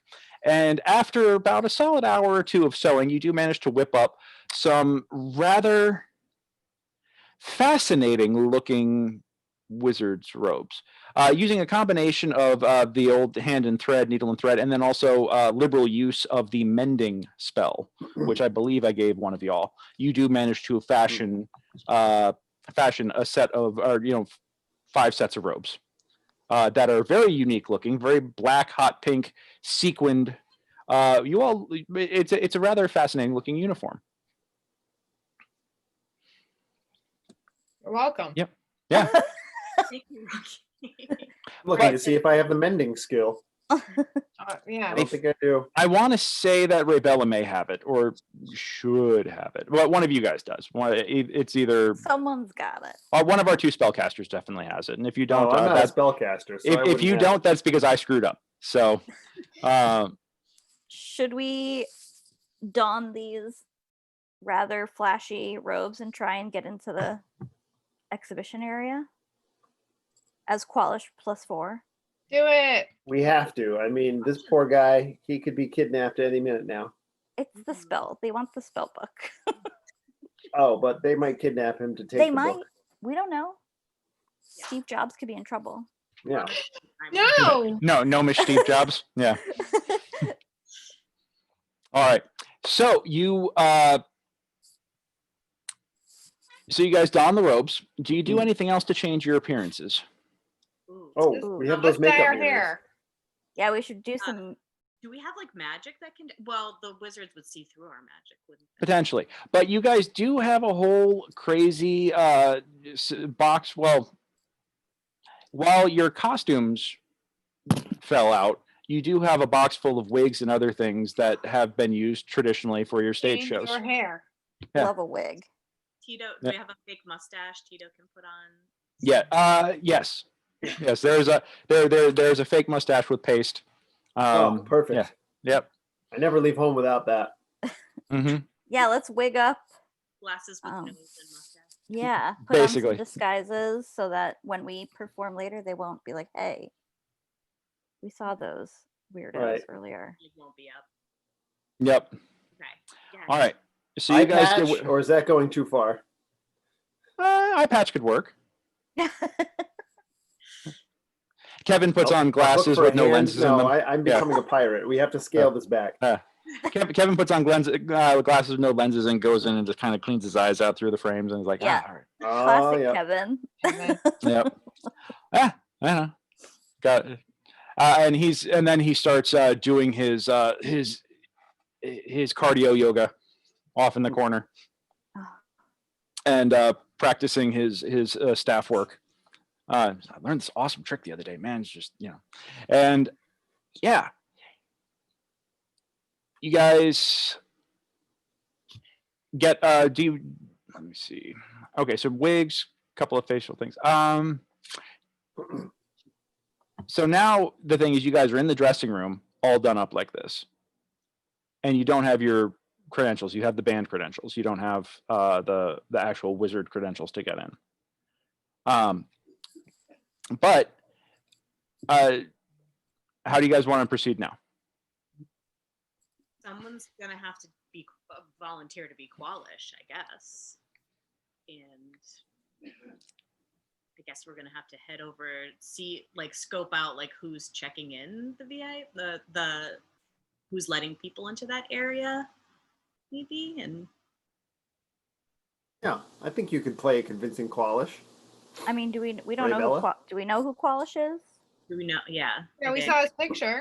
Give me oh no, that was Corbin. Corbin. Yeah. Oh, sorry. But give me intelligence checks. Clearly, I failed. Ugh. Me no smart. A 4 minus 1. Me no smart. Yeah. The only one dumber than you is Kevin because he just got a 1. So Aw. I 17. I have a 20. okay, 20. You know that Qualish is a female wizard, human, older, probably in her mid-50s, silver streaks in her hair, does happen to like ostentatious robes. Librarian. Yeah, bit of a reputation for flashy, ostentatious robes. Also, an inventor, but mostly of original spells. But you recently, you remember? Actually, you wouldn't know that part yet. Yeah, but famous wizard from the north. She's checking. Yeah. Famous wizard from the north. Well, we need that silver streak. Did any of our wigs have that? No, but you actually have polish. Ah, That could go like silver polish that you use to touch up dings and make yourself shine more on stage. That almost Perfect. acts like silver metallic paint. So sorry, So- you described what Qualish looks like, or the Yeah, qualish. Oh, okay. Qualish. Yeah. So she's an older witch Yeah. in her mid 50s. I don't know. With a silver streak and flowing robes, It's sequins. Professor McGonagall. So who's gonna pretend to be Qualish? I don't know, Mandy, you want to take this on? I don't know. I mean, all right. I'll go for it. Like a forceful energy, and I think we might need a forceful energy in this. Forceful. You know my temper can be troublesome. but Whoever's we'll- really, I would recommend whoever's really good at deception because that's going to be the check that comes up. I have Oh. a +1 in deception. Hold on, let me look. Or performance. Deception. Oh, I have a +3 in performance. I'm a +3 in deception. I have a -1. Let's rule you out. I'm a +3 in deception and a +5 in performance. Oh yeah, that's on you. Not That's beat up. on you, sis. Because I would show up and be like, I'm legit. So, All right, you're doing it again. I guess it's me. Tito, All put right. the polish in her hair. All right. So you get this That really beautiful sexy haircut. looking just gray streak through your locks, and it Kevin's like, oh, that's hot. And you Silver fox. yeah, silver fox. Never dated an older Roger woman before. Slattery. Kevin likes Yeah. older women. John Slattery. Yes, precisely. Yeah, you guys all put your robes on. He's like, oh, are we pretending to be wizards now? That's kind of cool. Yes, Kevin. I think I could pretend to be a wizard. They're like smart and stuff.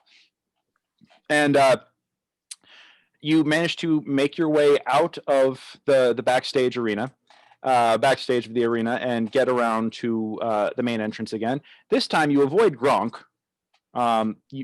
You actually come close to his guard post and see that he's there bouncing somebody else out who doesn't have the right credentials. And nobody gives you a second look as you go through that first checkpoint because you're wearing robes, and you go up to a desk that says check-in on it. And behind the desk is a tired-looking halfling in robes and a welcome to Mert's Magical Moot t-shirt. Hi, name please? Qualish. Qualish. Can you spell that? QUALISH. I thought it was with a KW. You're right. I just really excited. Okay. All right. And who's in your party? +4. +4. Yes. We need their names for the badges. Okay. Oh, You better give this person your names then. I'm Tito-ish. Tito-ish. Is that an ISH or an ICH? ISH. ISH. All right. And then Ms. in the back there. Mandy's pointing at you. Oh, I'm a Mindy. Gotta say Is Mindy-ish. there So that we can all have ish at the end of our names. Okay. And hi, I'm Kevin. Oh, There you are. Kevin. Ish. Yeah, you elbow him in the side, Tito, and ish. Kevin-ish. And yes, the Gensai in the back here. Yes, your name? I am Regina Phalangish.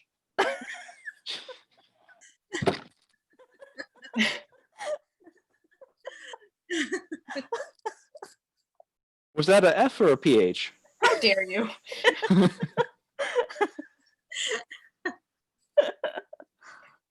Very good, very good. Cool. All right. Well, we'll have your badges in a moment, but just excuse me 1 second. And he gets up, steps away, goes to the back. Oh, Look at the list. Look at the list. Look at the book. they're both onto it, though. It's Kevin. What? Kevin. Ugh. How dare you? How do I what? What'd I do? You know Oh. you did. Oh, Yeah, you always say that, and I never know the answer. Then you're a Kevin if I've ever seen one. That's my name. After a moment, And I will wear it out. yep. After a moment, a rather elderly-looking gentleman in very fine robes and a convention badge with all of the flair that says staff, not volunteer, staff, comes up and comes out and says, yes, my name is, I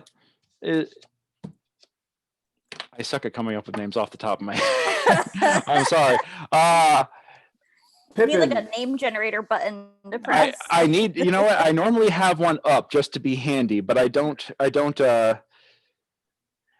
have one. My name is Professor Podson of the Sackville Podsons and of Phalange University. I've got my Wow. PhD in necromancy. Anyhow, yes, I am one of the convention organizers here this year, and it is such a wonderful opportunity to see you again, Qualish. So lovely to see you. Your hair has changed. It looks very nice now. I appreciate that. But I apologize to come out here and greet you so hastily. But we'd heard that you weren't able to attend. So lovely to have you here. Your scheduled presentation is about to begin. Please write this way. Okay. Yes. So how was the trip down from the north? And he actually like starts escorting you into the exhibition center. Guys, we may have bitten off a bit more than we can chew here. It was What- eventful. What are we gonna do? I can't give a presentation. Sure you can. I Also think you can do it. uneventful. We So uneventful. Well, I suppose most journeys are like that indeed. I have given a lot of presentations off the cuff, so here we go.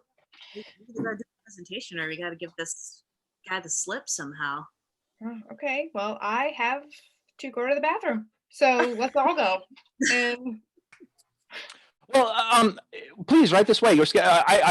He waves over to somebody else, and you actually see him kind of hold his hand to his ear real quick and mutter something, and a little poof of magic and piece of the magic appears like a little spark over at the other side, and you would recognize it as a sending spell, like someone just whispered, almost like a walkie-talkie but magical in a sense. And yes, Qualish actually made it. It's please part the ways and tell Davidson that he is no longer needed to provide this. Yes, no, clear the stage. Please bring the apparatus out for the demonstration. Will commence momentarily on schedule. And he says, right this way. Oh, you need to go to the bathroom? The bathroom is back in the main convention ring. You could look for anything that has the arrows. And they're all mounted around the ring here, the restrooms. So, but please, Qualish, right this way, and your assistants as well. I'm sure you'll all be needed for this presentation. Such an Oh, boy. interesting device that you've invented. I'm so glad it made it down here in one piece. At least I'm pretty sure it made it in one piece. He giggles. And as you are being brought through the crowd, you see them wheeling out onto the stage a rather large metallic-looking device with, well, instead of just trying to describe it, let me just show you. They start wheeling this out on a platform. This is supposedly Qualish's invention. Oh. An apparatus, yes. Ah, it looks murdery. It's a lobster or crab. So, yes, and right this way. Are you all prepared? I recognize that you might not have even had a chance to freshen up, but but with the schedule being what it is and as tight as it is, we have the opportunity. We have this scheduled for you now. So, then he kind of indicates up to the stage. Okay, here we go. No time like the present. I'm sorry, Amanda. What was that? I said, well, I guess we're doing this. Good luck, as he whispers as you guys go up there. Good evening, ladies and gentlemen, wizards, warlocks, and witches of all from around the realms. We are honored to announce that the presentation by the great witch Qualish shall proceed right now with a demonstration of her brand new apparatus. Yay! And ladies and gentlemen, Qualish and her retinue. thunderous applause. Yeah, but this is happening in the middle of the convention floor, so there are, people still milling about, but a crowd is forming at the stage, and there are, folks, walking and then stopping and turning and standing attentively, waiting to see stuff. Good afternoon, ladies and gentlemen and other. Thank you so much for giving us your attention here for a few moments. This, you may see here, is my apparatus. And it's really the first of its kind. What does it do? Well, it's No questions. Just show them. a really good question. So it's No questions. Sit down. it's Aw. very rolly and rolls. You can see here there's wheels and they, nope, it has legs. Nope, just kidding. Leggies that walk. And actually, I mean, inventors, we're all about solving problems, and the wizard world has really, we can do all sorts of things, but one thing we've really been like, I have seen your wizard lawns, and they're very, very overgrown. And you would think that after all these years with the things, you can literally move mountains, but you guys have dandelions up to the sky. So I present to you my incredible gas-powered steam lawnmower. There it is. Very cool. It is large enough to fit inside, by the way. You could fit a single person inside of it. I should make that clear. Sorry if that wasn't clear already. Are you volunteering? It's like a riding lawnmower. So it cuts grass? How does that work? Well, it's quite simple. You No just questions. And by the way, if Amanda, if you're feeling like you're struggling, feel free to turn to any of your assistants and be like, well, how about you take that one? So now, so you can actually go inside it, but you need to be somebody kind of stature. So Mandy, do you think you could take the reins on sort of our demonstration piece? Okay, I'll get in this thing. all right. So you walk up to the front of it and give me a perception check. Perception. Mhm. Okay. I rolled a 4 plus Okay. 0. Yeah, you're having a hard time. Everybody give me a round of perception checks because you can't find the way in on this thing.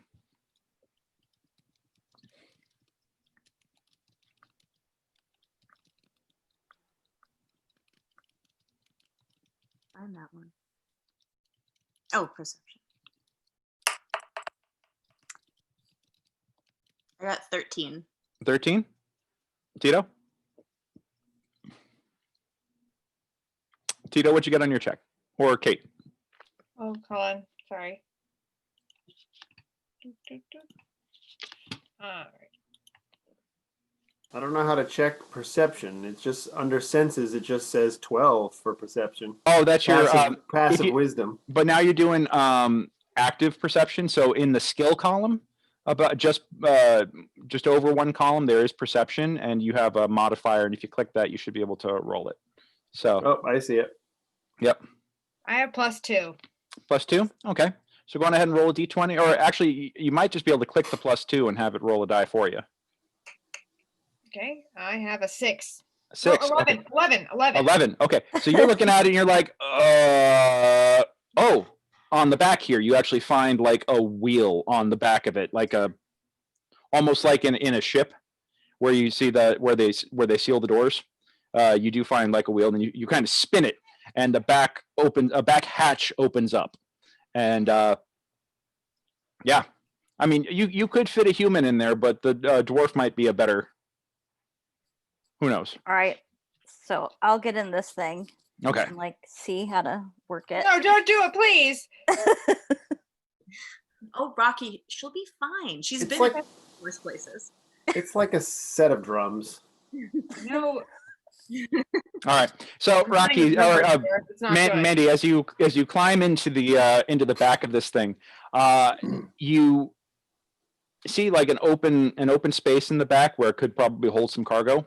But then you see a single pilot's chair in the front and control sticks.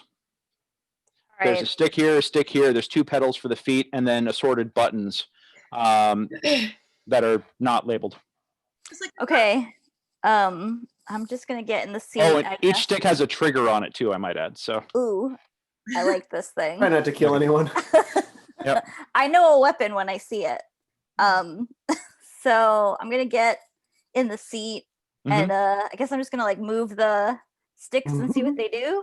Okay, you move the back. Did you close the back door? Yeah, Or- close it up. okay. Stick So you me in close it there. up, you lock it in. You actually start moving the sticks, and nothing happens Okay. because there's no power to it yet. But give me another perception check real quick. Oh boy. Perception. 14. All right. On the right-hand side, you see a red button with a white icon on it. That's a half circle or a 3/4 circle with a line going through the top of it. Great. Mash Yep. that thing with my hand.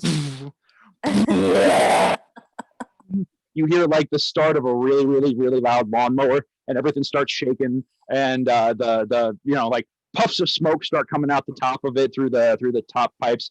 And you ever see like the Clockwork, the Great Mouse Detective when they introduced the Clockwork Queen? Just the Yeah. sound of like the gears popping and everything else, all that going, and yeah, suddenly you've got power, and you can feel that it's it's trembling underneath you with potential energy. Okay. So now I'm going to move the sticks and see if I can get some. Okay, so the sticks start actually moving the arms, and you see the Okay.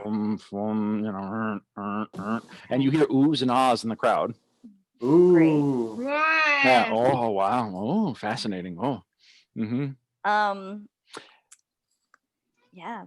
So just kind of moving around and Okay. Ah, don't hit me with that arm. Actually, you know what? That's my bass playing finger. Tito, give me a dex save. Actually, as she swings in one direction, A what? a dex save. So first box in the left column. Okay. Yeah. Dex save. What category is that? Saves? Yeah, saving throws. And look for the one that says dex, and then just click the number next to it. Oh, I've got a 22. 19 plus 3. 22. Yeah. At one point, Mandy hits the controls, and the arm swings wide, and you manage to just hit the dirt before it literally Hulk smashes you. oh man, Yeah. I like this thing. Yeah. So she's, you have no peripheral vision in this thing, I might add. Oh great. Yeah, you can So, only see like the porthole forward. That's cool. safe. Yeah. Sounds very safe. Mm-hmm. So, Hit some more buttons. Okay, there are buttons around me. I'll just palm a couple buttons. Okay. See At what one point, happens. you hit one button, and the pincer claws start going. Ooh, cool. Shink, shink, shink, shink. They sound Ooh. razor sharp. Oh boy. That's the lawn Shink, mowing shink, shink, blade. shink. Yep. Smooth move, And Ferguson. as you mash another button, you actually do hear like tucka tucka tucka, and it starts moving forward, and it starts moving towards the edge of the stage, and it's going forward, and you have like, give me just roll a straight d20 real quick. Sure. It's a roll. 14. 14. Okay, you manage to you start moving forward, and you're walking towards the other stage. The crowd is like, and starts backing up a little bit as this gigantic metal monster starts moving towards them. And you hit a button, and you don't know what you hit, but you do manage to actually stop it and freeze it. But the arms are still going. Okay.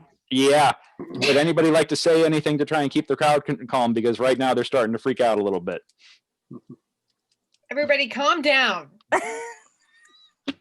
This is exactly how the claws are supposed to work. Imagine your lawn sprouting weeds all over the place. Well, Heart is nothing compared to the fear your grass is going to feel when you see this beauty coming at it. What else would you people be doing today? I thought it was supposed to go underwater. You hear somebody yell in the back. You know what? Nobody asked you. Rocky, it's not a seaweed device. Does anybody want to buy a t-shirt? You get a free T-shirt with your first purchase of the Qualish 5000. You bust out a t-shirt cannon. T-shirt gun. always ready. Rocky's always got one. Nice, I love it. Cool. So yeah, the machine is still precariously balancing on the edge of the stage. The pincers are still going. The crowd is starting to get a little restless. The professor hops up and says, thank you, ladies and gentlemen, for attending this presentation today. Yes, very good, very good. Please disperse. It looks like we will be happy to help take care of this. And he runs up to you. He's like, what happened with it? Is that everything okay? And he runs up to Ray Bella. Yeah. Everything's fine. Oh yeah, this is exactly what it's designed to do. We're fine. We're fine. How are you? Make a deception check, please.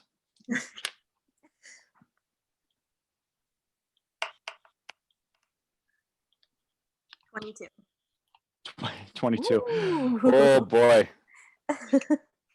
Yeah, okay, so he is not able to keep up with that. All right, but that thing here, can you at least put it back so we can load it onto the cart and get it out of here? Absolutely. Ooh, that's it. That's a union job. Yeah, No. we are Sorry. technically not allowed to. Yeah, we're not allowed to touch that. Or the All right, union would- give me a deception check on that real quick. I have -1. I just looked. Try it anyway, and I'll give you advantage because this guy knows how bureaucracy works. So you get to roll it twice. Okay. Yeah, just click the -1 next to deception twice, and let me know what the higher roll is. Ooh. 18. 18. Yes, I understand how these union convention hall workers are. I understand. Please feel, of course. Yes, they made you sign that bloody contract too, didn't they? All right.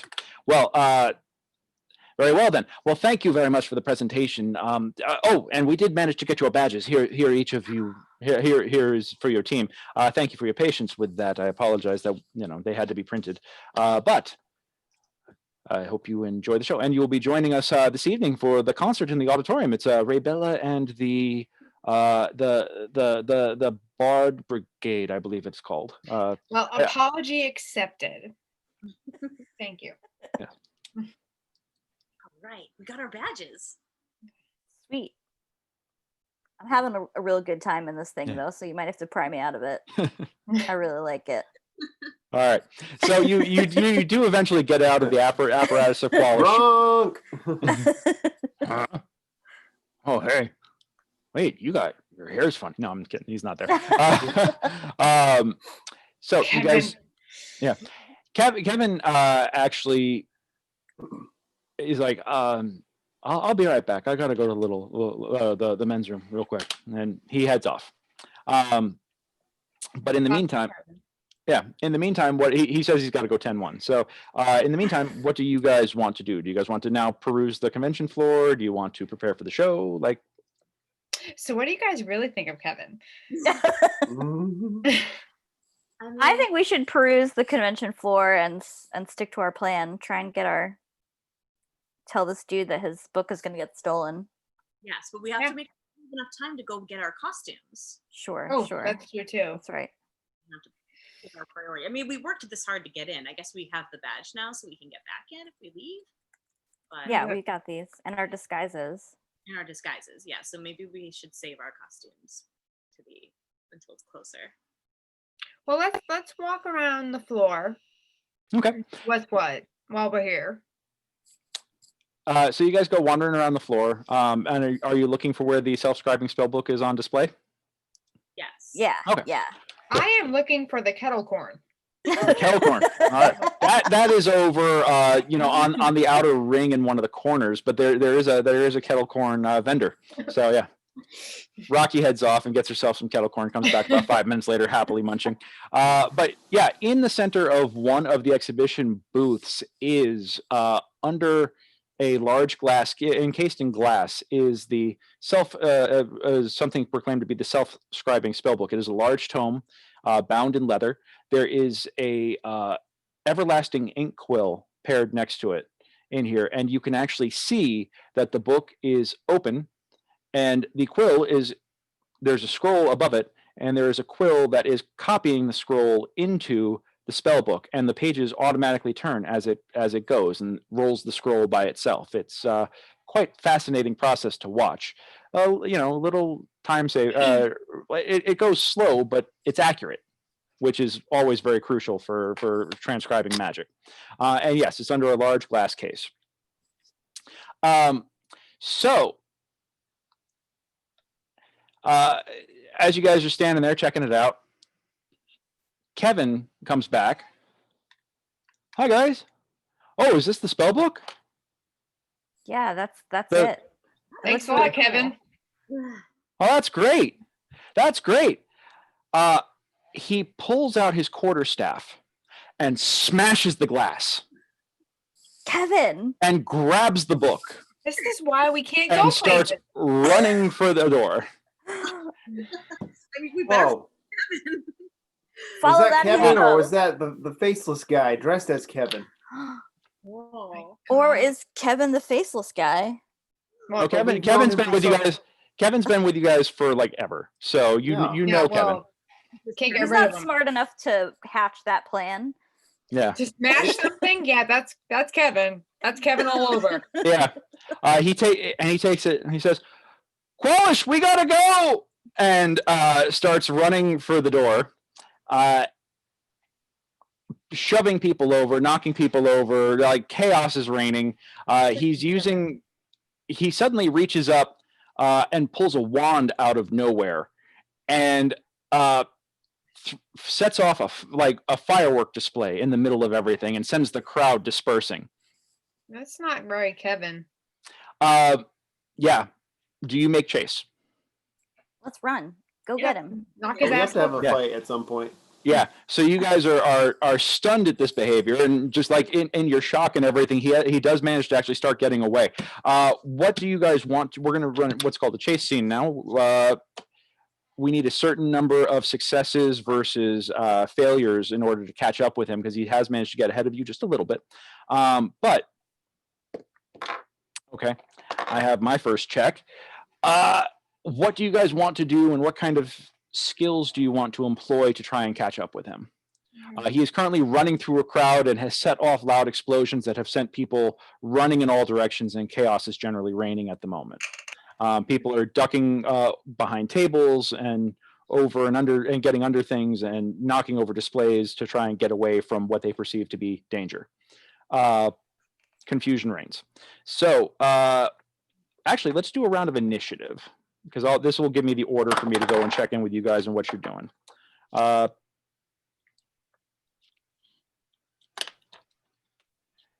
So if you go to your character sheet and you hit the initiative button, it should roll an initiative for you guys. Where is Is that in the saving It's on. throws? It's on your sheet. Oh, Top, like right, center right area, next to the shield-looking icon that says armor class. oh, got it. Yeah. So press that. Ooh, I got Kevin, a for me. 19. Okay, I'm sorry. Sorry. Madison, what was that? I have a 19. 19. All right, and then. I got 9. I have a Okay. 10. 7. 9, 10. Okay, so 7. I'll be right back. So Kate, you said you got a 9, I have real quick? a 9 or a 10. and then and Amanda, you said you got a 10? I had a 9.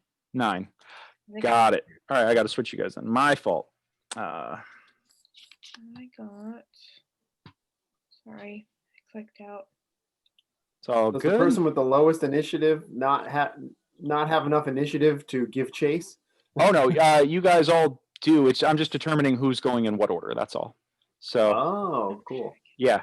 In the bathroom, I'll be right back. Bathroom break. Ugh. They're I know, I preparing was to gonna make go, but chase. now I can't. Yeah, so- we're getting close to the end here, but I want to give you guys. We could take a 2-minute bathroom break if you guys Okay, need to take one. we're That's back. totally fine. Yep, I'm actually going to do the same real quick. So Cool. we'll pause this, and you guys can think about how you want to pursue him. Look at your skill lists, and you can think, if you can, think of interesting ways to use your skills right now in a chase scenario. Be imaginative, and the more imaginative you are, I might be able to give you some bonuses. Okay, be right back. Bonuses. I love a bonus.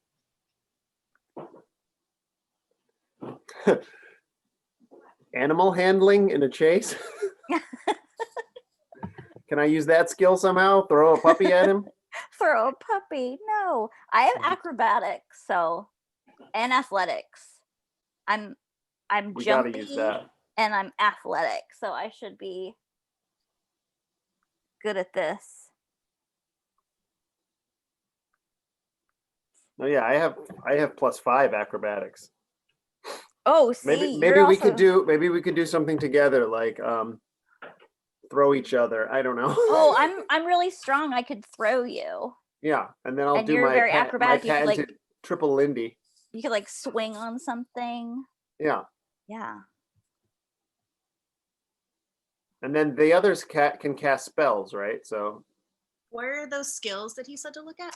So like all of our skills in like the skill section, see what you're good at and like how we can use it in the chase, basically. Okay.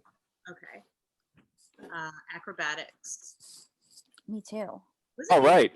If you have a black dot next to it, does that mean you're good at it? Yeah. It means you you end up adding your proficiency bonus to it, but that's automatically already calculated in if it's got the black dot next to it. So if you click the plus whatever or minus whatever next to the skill name, it'll automatically calculate that in with the roll. So, how you guys liking this so far? You guys having fun? Yeah, it's fun. Awesome. Awesome. Awesome. I feel like the more you do it, the like more obviously like the more you like know and like the better you are at it. And I'm like, oh, I feel like I need like a heavy hand of guidance, but It is okay. You guys are doing great, actually. I mean, the big thing is it's just yes and, you know. yeah. And I think yeah, it's just collaborative storytelling. So, you know,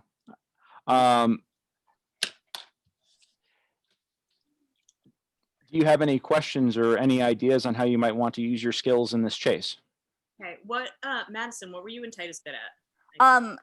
Titus is also really good at acrobatics, but I'm really good at athletics. And I was like, Titus and I were like, can we use those together? Can I like throw him? Neither of those Oh. things are true.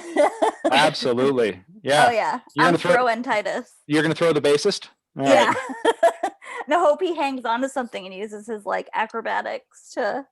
All right. So we're gonna say that you give him the good old Yeah, alley the oop. boost. Yeah. What order are we going? It's gonna be I'm sorry. Where did I miss? What are we doing? Oh, I'm sorry. I was just in prep for what was about to go down. I was just seeing if anybody had any questions or ideas about what they wanted to do just before we get into it. But Kevin did get the highest initiative with 21, and he's going to take that time to go. Yeah, he's actually going to go busting through the crowd. And he's just plowing on through. It looks like he gets slowed up just a little bit, but he's shouldering his way. You do see convention staff and security trying to get to him, but like trying to move his way through the sea of people, it's really difficult. So yeah, they're not going to. You guys are in the best position to get to him and find out what, and to retrieve everything. So Let's see. Madison, you are the first up. All right.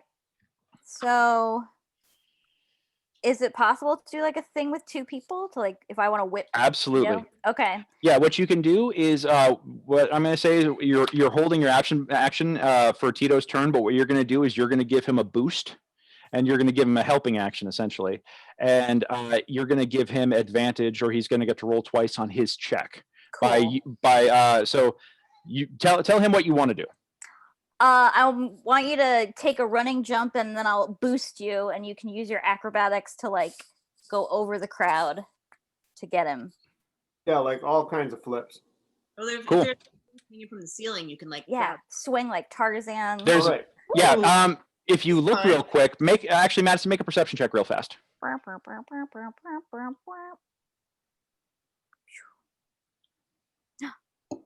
A 1. Okay. So you're not going to aim him in any particular direction, is what you're going to aim him in that direction, but you miss the fact that there is a perfectly good hanging drapery that you could have launched him at that he could have swung, but you're going to launch him straight down anyhow. However, I will give first off that we're holding your action, but we'll get to how we resolve things with Tito in a second. Katie, what do you want to do? I want to support my friends. And if he's, Can you use your earthy magic? I could maybe have some kind of apparatus that will help Titus go higher. I don't know. What did I give you for spells? Let me just look I- real fast. Let me see. I feel like I keep And since we started the session, since I went over and gave you guys some explanation time, I don't mind extending the gameplay a little bit. We'll have this wrapped up within like 20 minutes, I think. So, oh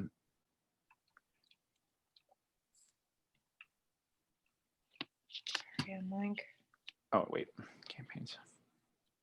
Yeah, I think I'm in the wrong spot. It's okay. I'm in campaigns and I need to be in me. Yeah, that would Okay. Cool.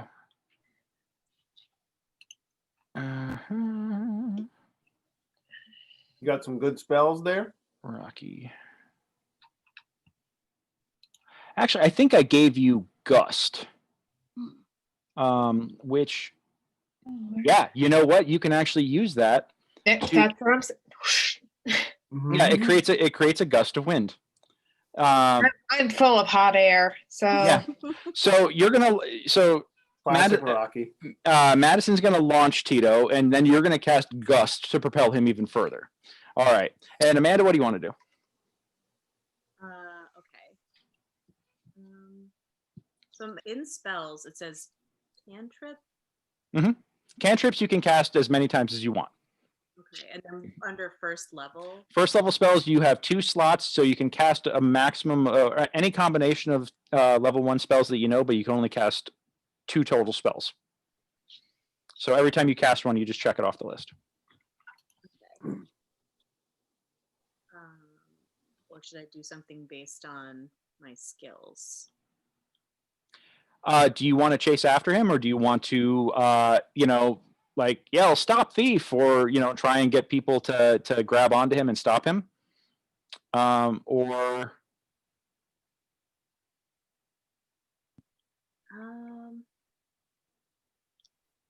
I have a heroism spell. oh, okay. You got the heroism spell. Basically, makes somebody immune to fear and gives them extra hit points, extra temporary hit points, so they can take more damage. What's prestidigitation? Oh, prestidigitation. Yeah. This is a fun spell. It's kind of a catch-all. The way Rebella uses it is as like a enhancer for for your musical act. You can create sparks or little illusions or other little crazy things or ghost sounds or add some flair to my propelling flight. Yeah, there you To the go. hall. Or vicious mockery is also really fun. That's actually an attack spell. I love vicious but mockery. but basically you can literally diss somebody to death potentially. Yeah. But with prestidigitation, you can create an instantaneous harmless sensory effect such as a shower of sparks, a puff of wind, faint musical notes, or a strange odor. You can light or snuff out a candle or a small campfire. You can instantaneously clean or soil an object no longer than 1 cubic foot. You can chill, warm, or flavor up to 1 cubic foot of non-living material. So it's like you can microwave something with your magic essentially, or you can make a color, a small mark, or a symbol appear on an object or a surface for 1 hour. And you know what?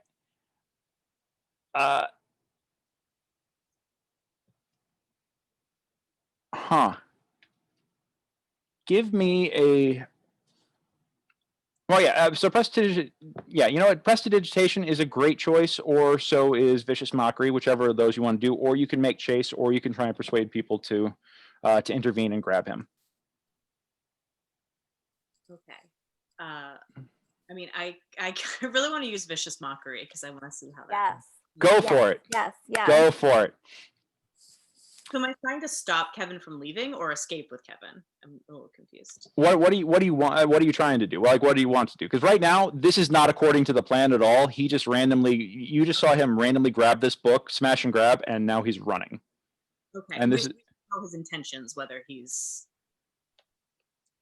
Oh, I'm Thank sorry. You cut out there for a second. What was that? Do we know his intentions? Like did he grab it and run because he knows we're trying to get it and he was like, this is a good idea? Or did he grab it and run because he like he's a double agent or something? You have no idea. Okay. We just need to like If he's We a just need Kevin, to- he's a double agent. We just need to tackle him down. Knock his ass down. Right? okay. So I think I need to like because Kevin's kind of in love with me, so I feel like I need to hit Kevin with some sort of like Oh. a zinger, I guess, or like all right, Kevin, we can get drinks, like maybe, and he'll be like, really? And then we can tackle, like Tito can grab him when he's like distracted. Okay. So you I like yell that plan. out.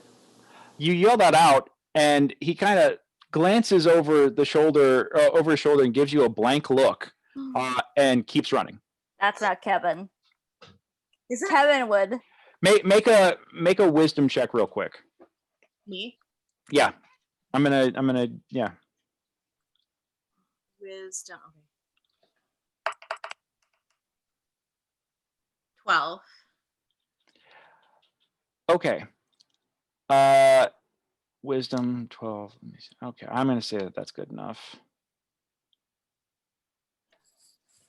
Okay, I'm gonna put a feather in that. I don't know. I'm trying to figure out this without making it too easy. But I'm gonna paste you something real quick.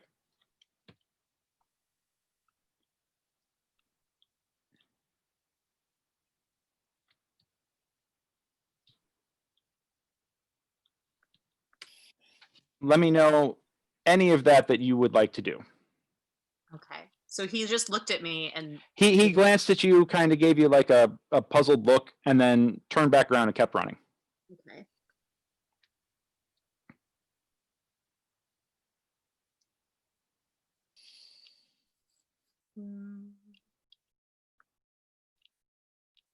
Okay.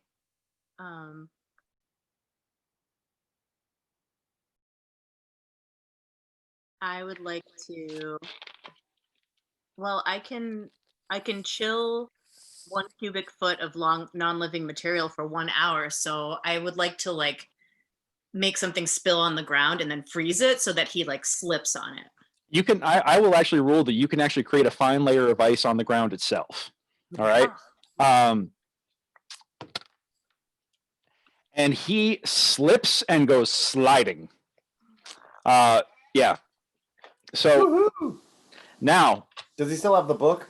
he still has the hand? book. He still has the book in his hand. He slips and he's now sliding down the aisle. Tito, it is your turn. Is it my time for my big leap? Yep. My big leap into the sky? Mandy, throw me. Okay.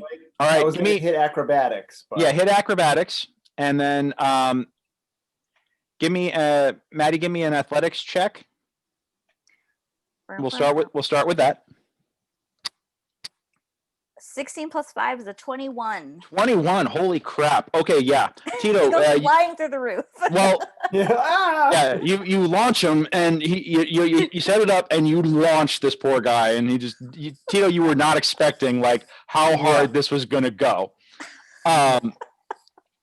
Tito, give My me bass playing fingers. Yeah. Ah! give me an acrobatics check, please. 20. Yeah. Okay.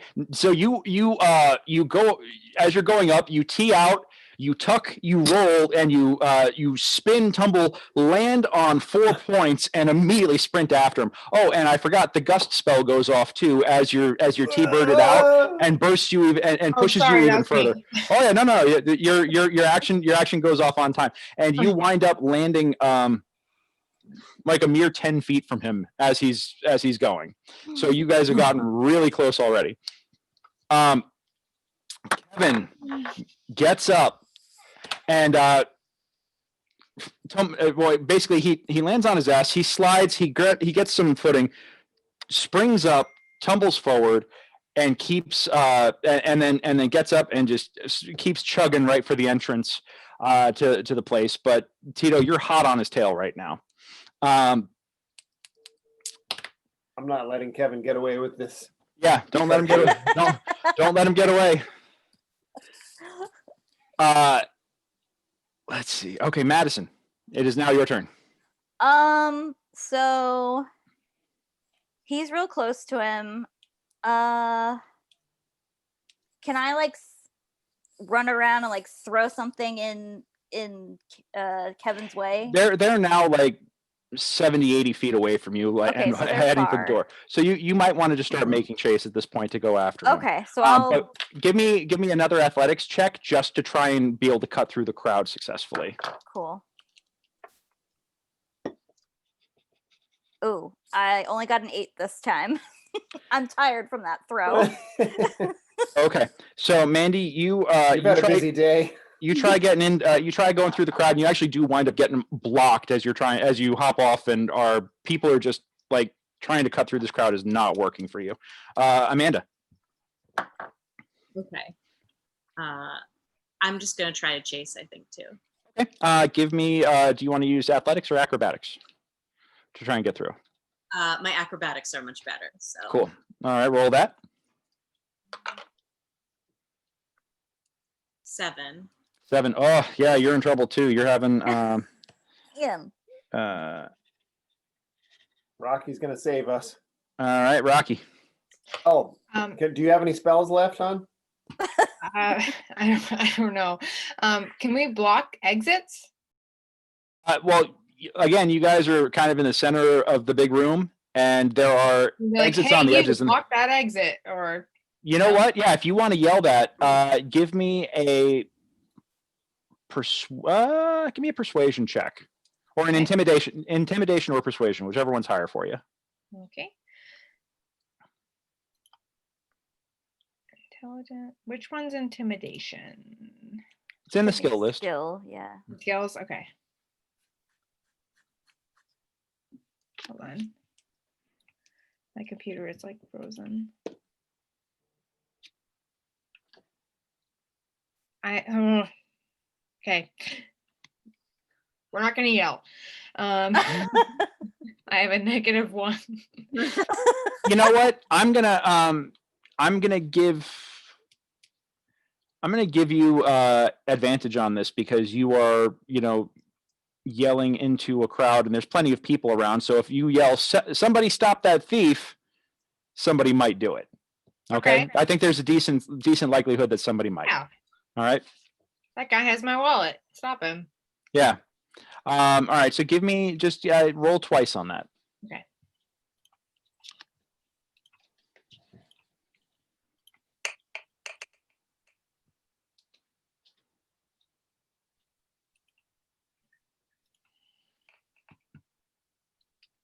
Ooh, 16.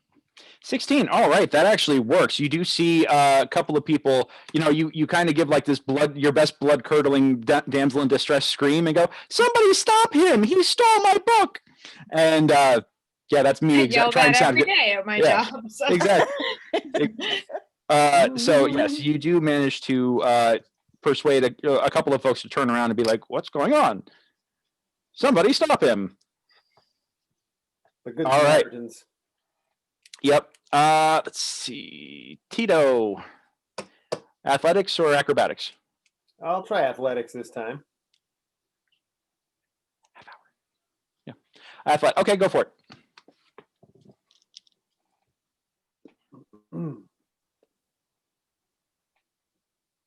All right. 14. 14. Okay, you actually do manage to get closer. But at the top of the order, Kevin grabs a stand and pulls it down across the way, across your path, and keeps going. So you're going to have to contend with that in a moment. He is almost to the exit, by the way. Oh my God. Yeah, he's almost to the outer ring. Wait, so it's Yeah. possible for him to escape and then like we would all die? Not Get necessarily you this guys. guy. Not necessarily you're all going to die. I just, he's getting, the thing is that you are at 4 successes and he's at 4 successes, and you got I and see. one of you needs to get to 5 first Oh boy. in order to It's like a shootout in the World Cup. yeah, basically. So yeah, he pulls down the stand behind him. I need you to make a dex save as your next action. Me? Yes, you, sir.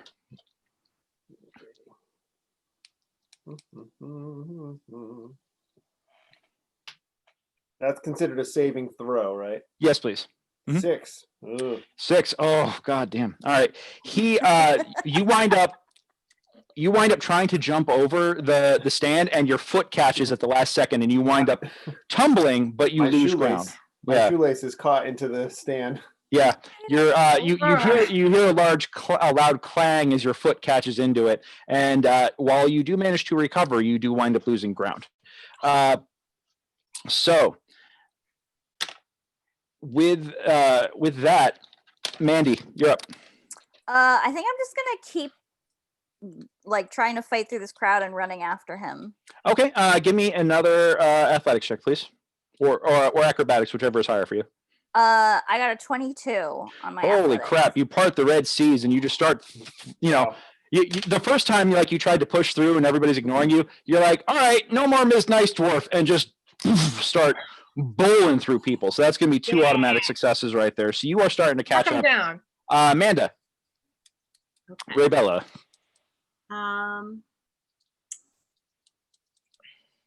I just want to chase him. I'm still Okay. I'm still shocked at his reaction when I find Run he's been with me. a lot with me for years, and yeah, I gotta just chase him, I think. Okay. All right, and then let's see. All right, give me a athletics or acrobatics. 22. Yeah, you wind up leapfrogging over folks as you go. Everybody that Mandy knocks out of the way, you just start running up their backs and tumbling over them with great showmanship. Looking really good for a woman in her mid-50s. Doing all this. And Kate. I would still like to get to the exit before him, so I would like to try to find an alternate way out and beat him there. Okay, let's try that. It's going to be really tough because he's taking a straight line, and what you're talking about doing is trying to find the not most direct path. But I feel like with all the chaos these two are causing, I could easily make it there before him. You also have fog cloud. Oh, good. Well, okay. Yeah, if you want to, it would It would involve slow him down. It might slow him down if suddenly he can't see where he's going. Let me do that then. Okay. What do I have to do for that? Anything? Yeah, you can just hit the cast button on your sheet and it'll tally it off.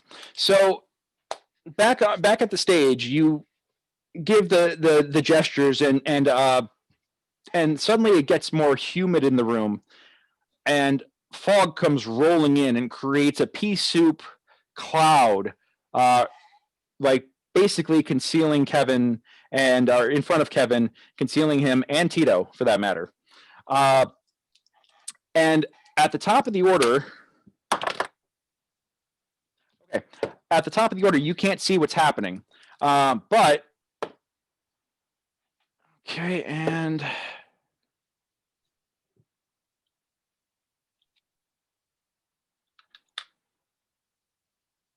all right.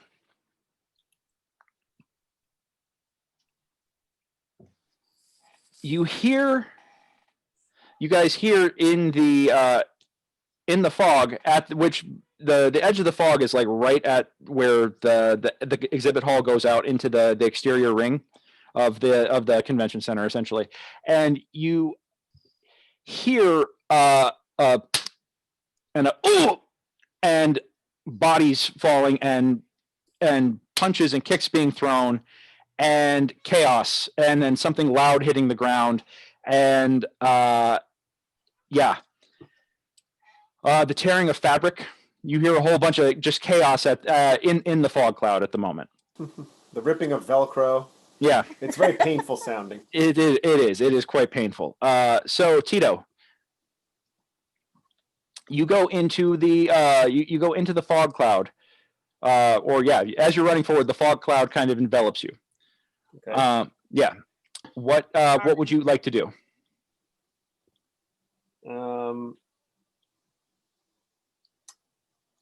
I need to do something. Well, But you my can- athletics are bad. How about insight? Insight. Okay, yeah. So what you're going to do is you're actually going to turn your visual sensors down and up turn up your audio sensors to try and determine what's going on. So give me a perception check, actually. Oh, okay. Yeah. Perception.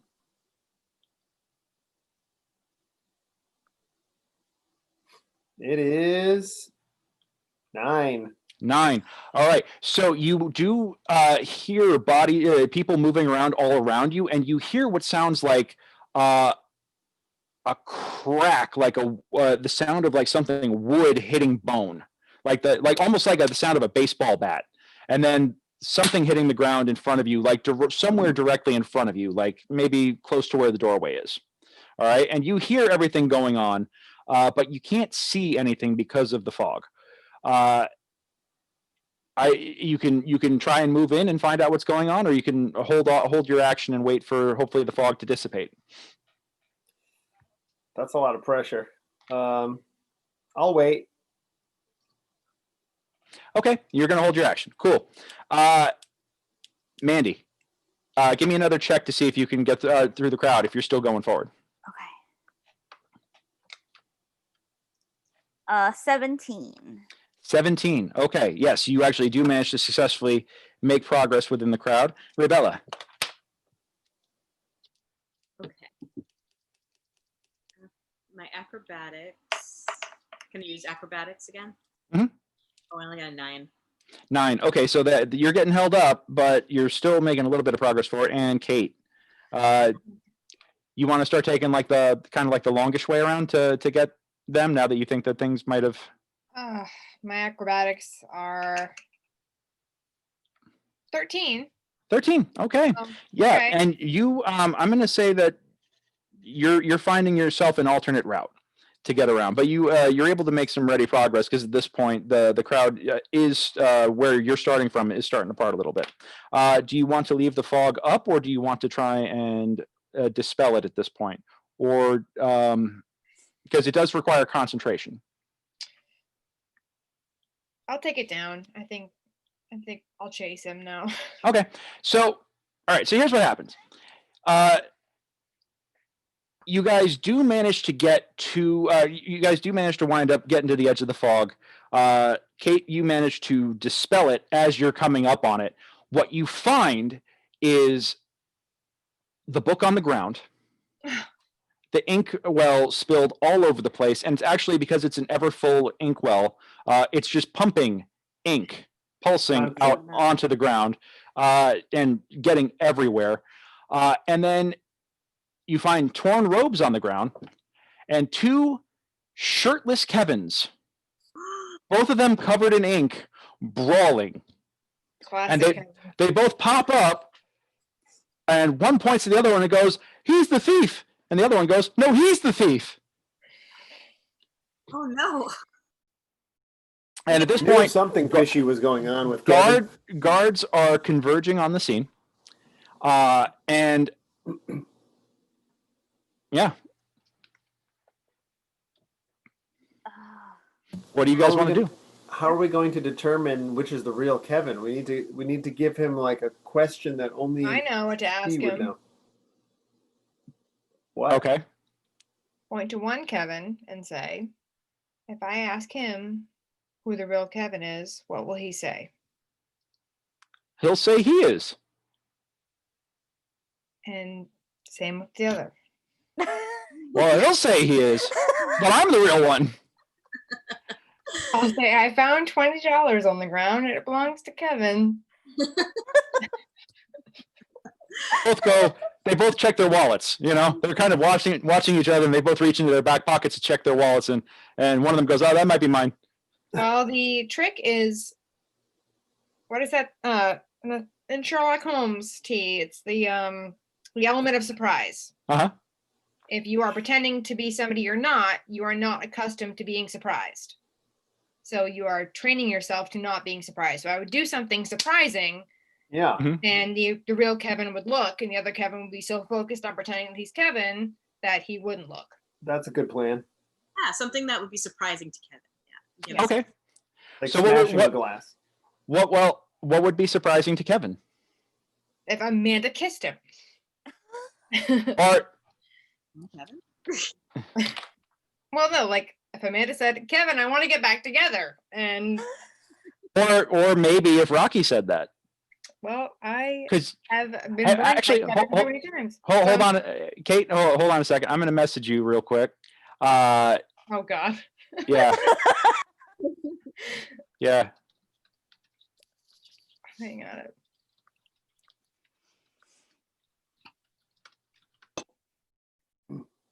Yeah, well, that's how I show people that I like them. Sure. But Kevin, you know,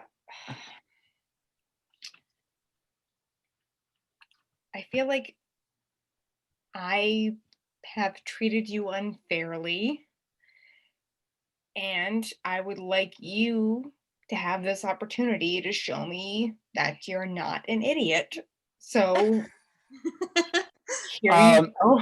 make a perception check real quick, or actually, pardon me, make a persuasion check, Okay. and everybody can make perceptions. Oh, everybody. Okay, hold Yeah. on. That's me too.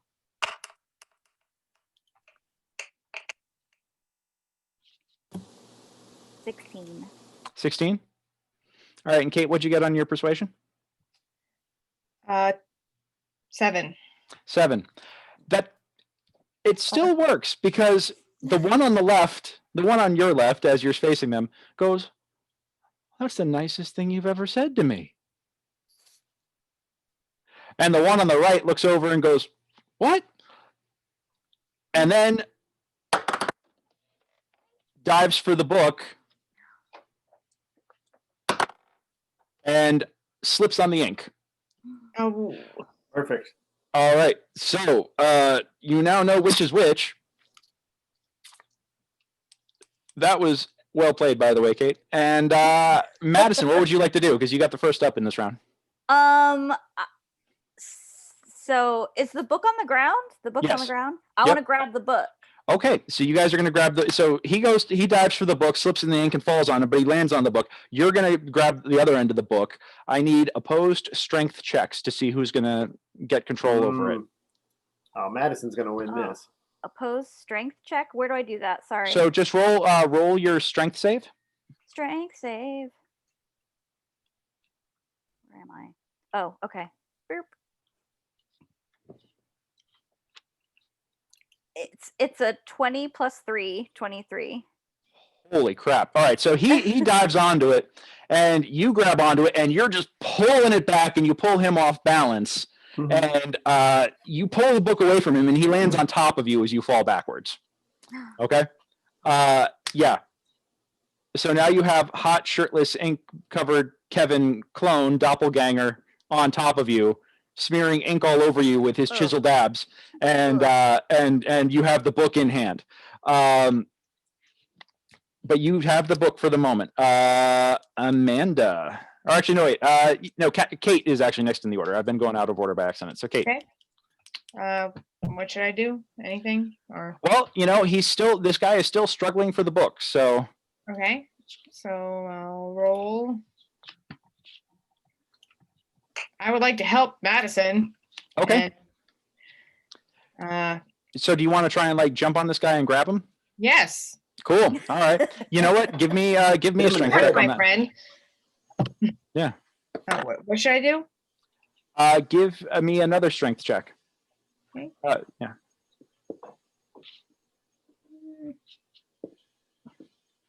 Sorry, my computer is being weird. All right. Ooh, 3. No, 12. Sorry. 12. 12. Okay. All right. And yeah, he's you do manage to grab a hold of him. And let's see, Amanda. Don't touch my friend. Yeah. I feel like I gotta get in on this dog pile because my friends are struggling. All right. So yeah, give me a strength check on that as well. Right.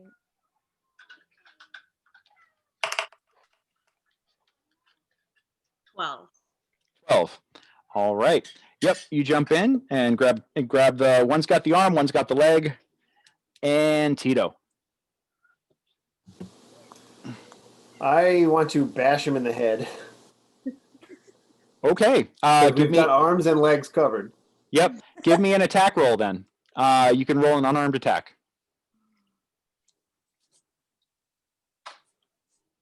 Unarmed attack? Yeah. It should be in your character sheet, or it could just be a d20 plus your strength. And yeah.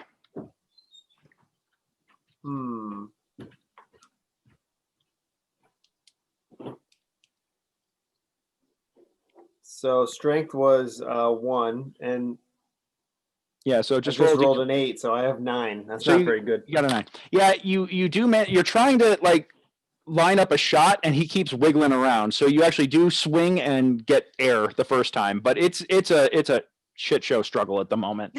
Thanks for making me feel better. It's just a tangle of limbs right now, man. So missing in this is not surprising, but at least you didn't manage to injure any of your fellow party members.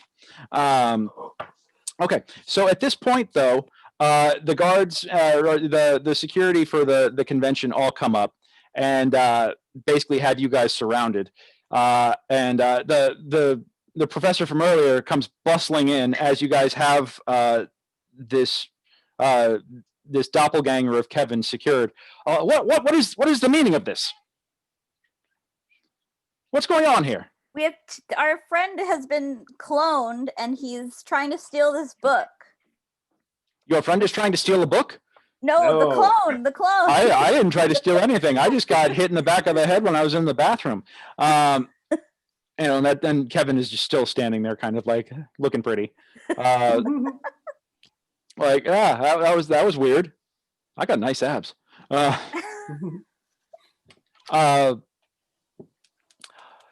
All right. Well, guards, arrest everyone. We'll get this sorted out. Now we got to go to the clink. No.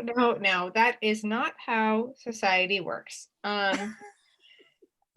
What are the charges?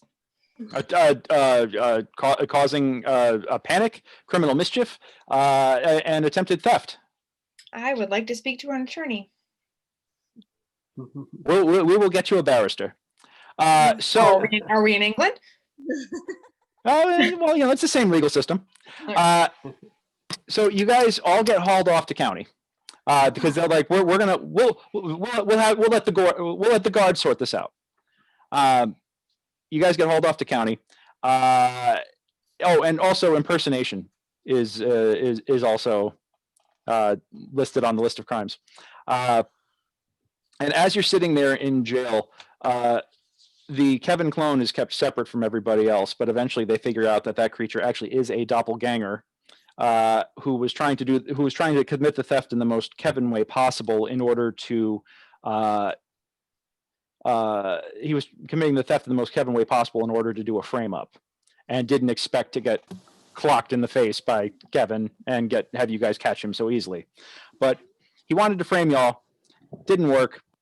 And eventually, as you guys are sitting in jail, a guard comes up to your cell and says, you got a visitor. Who is it? Oh, yeah. You tell me. He's gonna, but he says he's here to see Ray Bella and the Bard Brigade. The wizard guy, Hi. Steve Jobs. No. Frank, Um. The tailor? Who's the tailor? So the It's Tim in, Cook. in comes a large gentleman. I want to say he's about 6'2", 6'3". Oh, it's not Tim bearded. Cook, then. No, it is not. About 6'2", 6'3", big bushy beard, big belly, dressed in like roguish finery, like think like one of the Three Musketeers, without the blue tabard. But he has a rapier on one side of his hip and a dagger on the other. Big hat with the big plume coming out the top of it. Well. Good evening. You're not Three Strings, he says, pointing to Ray Bella. oh, I think I know who this is. Well, no, I mean, I'm not Three Strings, but I intercepted a note that was intended for Three Strings. So Yes, I can tell that. They call me the Old Wolf. I see you got the note. Thank you for everything that you did. You'll find that the guards here are very understanding when the Harpers are involved in a situation. Can I say that you are agents working in my employ at this point? Yeah, sure. If it'll get us out of this clink. It'll get you out of the clink. Now, of course, that means you'll owe me a favor Oh, or man. 3. Oh. I mean, I don't see any other options at this point. Very well. Well, Ray Bella and the Bard Brigade, come with me, and I'll introduce you to the ways of the Harpers. Perhaps there's many more adventures for you to come. Ooh. All right. And with that, we roll the credits and fade into the sunset. Oh. Yay! We did it, guys. Another Our adventure secret is around the agent. corner. Yeah. Well, I hope you guys enjoyed that. I had a lot of fun running it. You guys are great. Is That was Kevin really okay? Kevin's fine. He's pretty, but he's got a big knot on the back of his head, Oh. and he's still like you actually see him. He spent his time sitting in jail, rubbing the ink into the crevices in his muscles, going, "Hey, these make my abs look real good," you know.